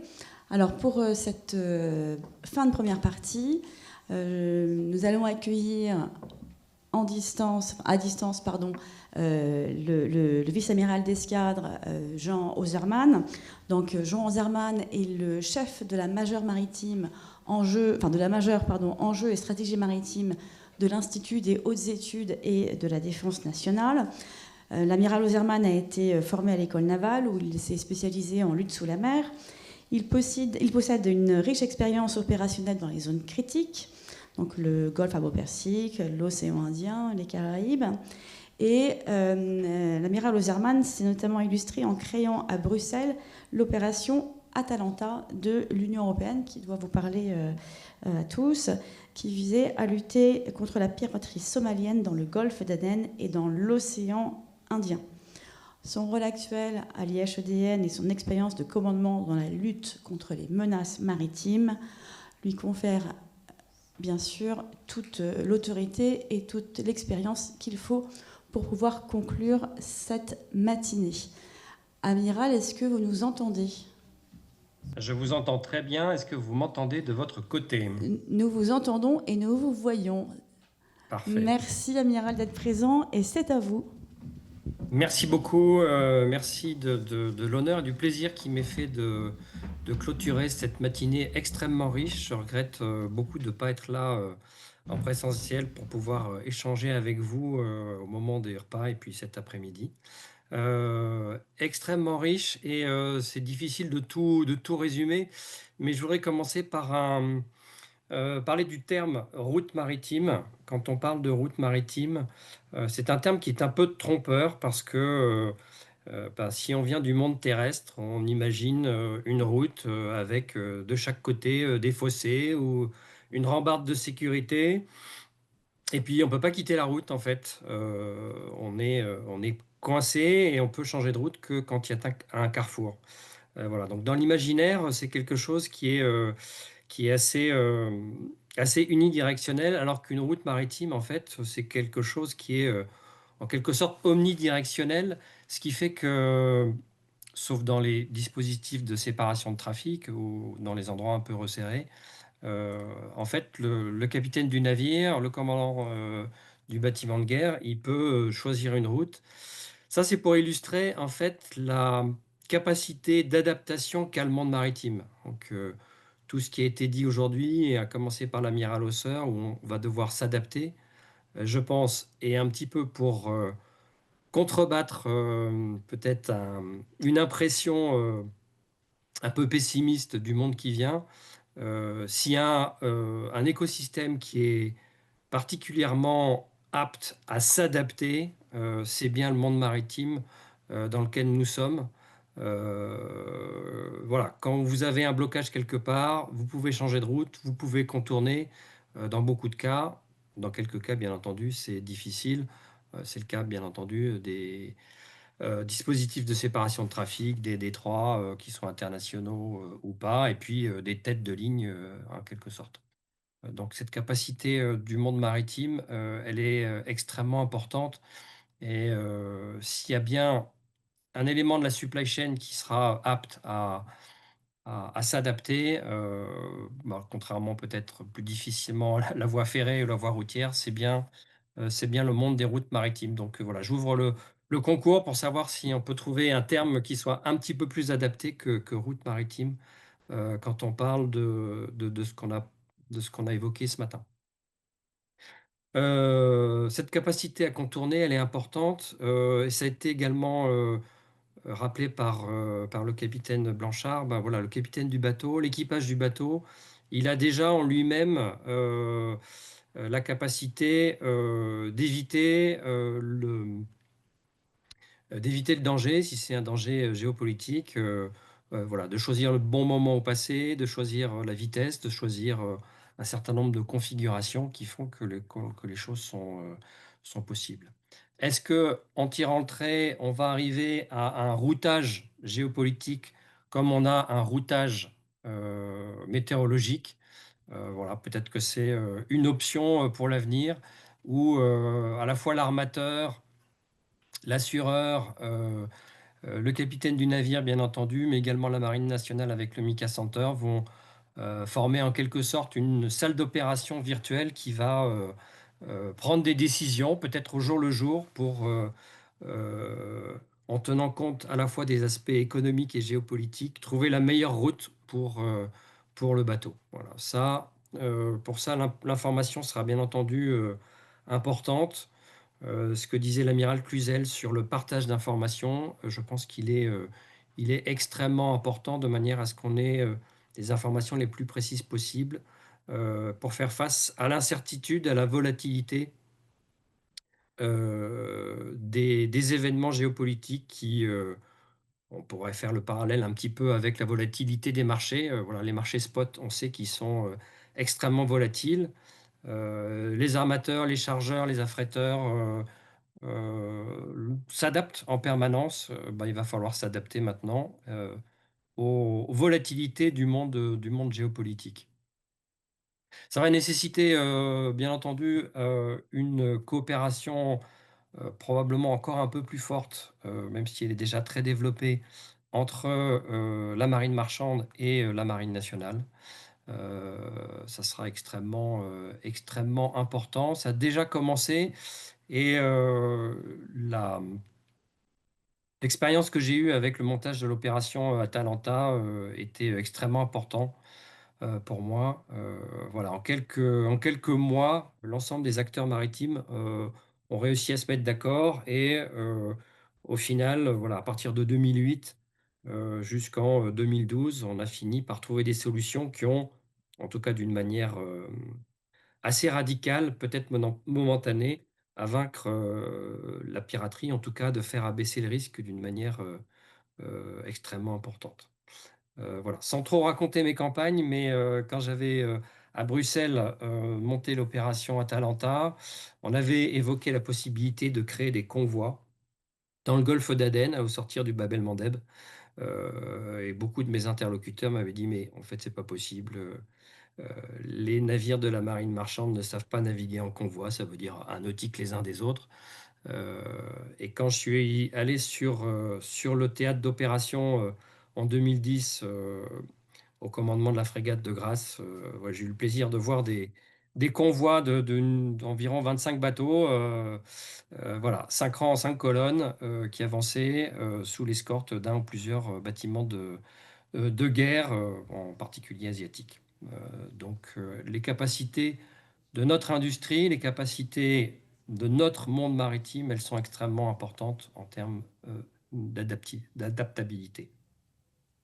Voilà, pour terminer, quelques autres axes de réflexion pour faire face à ces risques géopolitiques. Ça a déjà été dit, la capacité de résilience, la capacité à faire face aux cyber, ce sont des choses qui doivent être prises en compte avant, avec des modes dégradés, avec une manière de pouvoir sauver le bateau ou faire naviguer le bateau en mode dégradé face à une attaque cyber, ou face tout simplement à une avarie de combat, ou face à un GPS qui serait brouillé.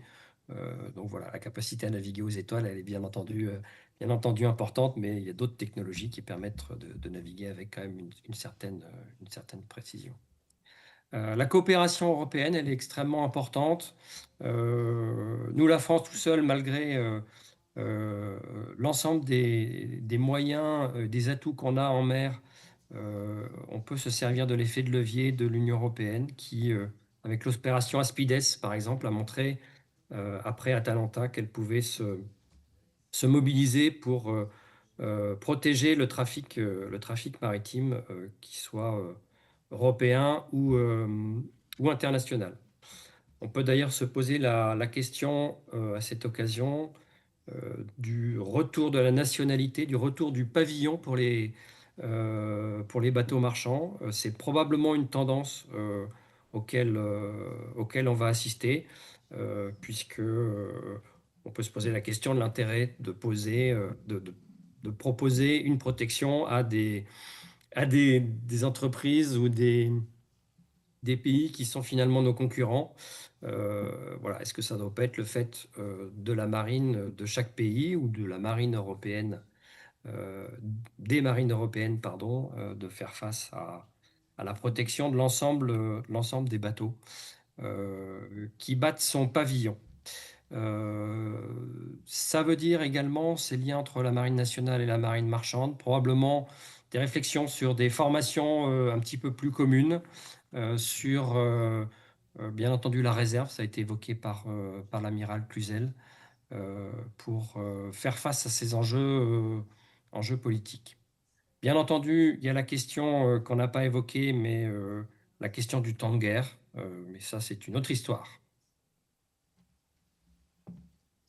Merci beaucoup, Amiral, pour ces mots de conclusion qui reflètent très très bien tous les débats qui ont lieu ce matin, toutes les interactions qui peuvent exister entre évidemment marine nationale, marine marchande, entre le monde économique et le monde de la défense. Voilà. Alors, je crois qu'il y a une petite... Ah non, pardon, je crois qu'il y a une petite question pour vous, mais pas du tout. Donc, merci beaucoup à tous. Il est temps de clore cette matinée, cette première partie.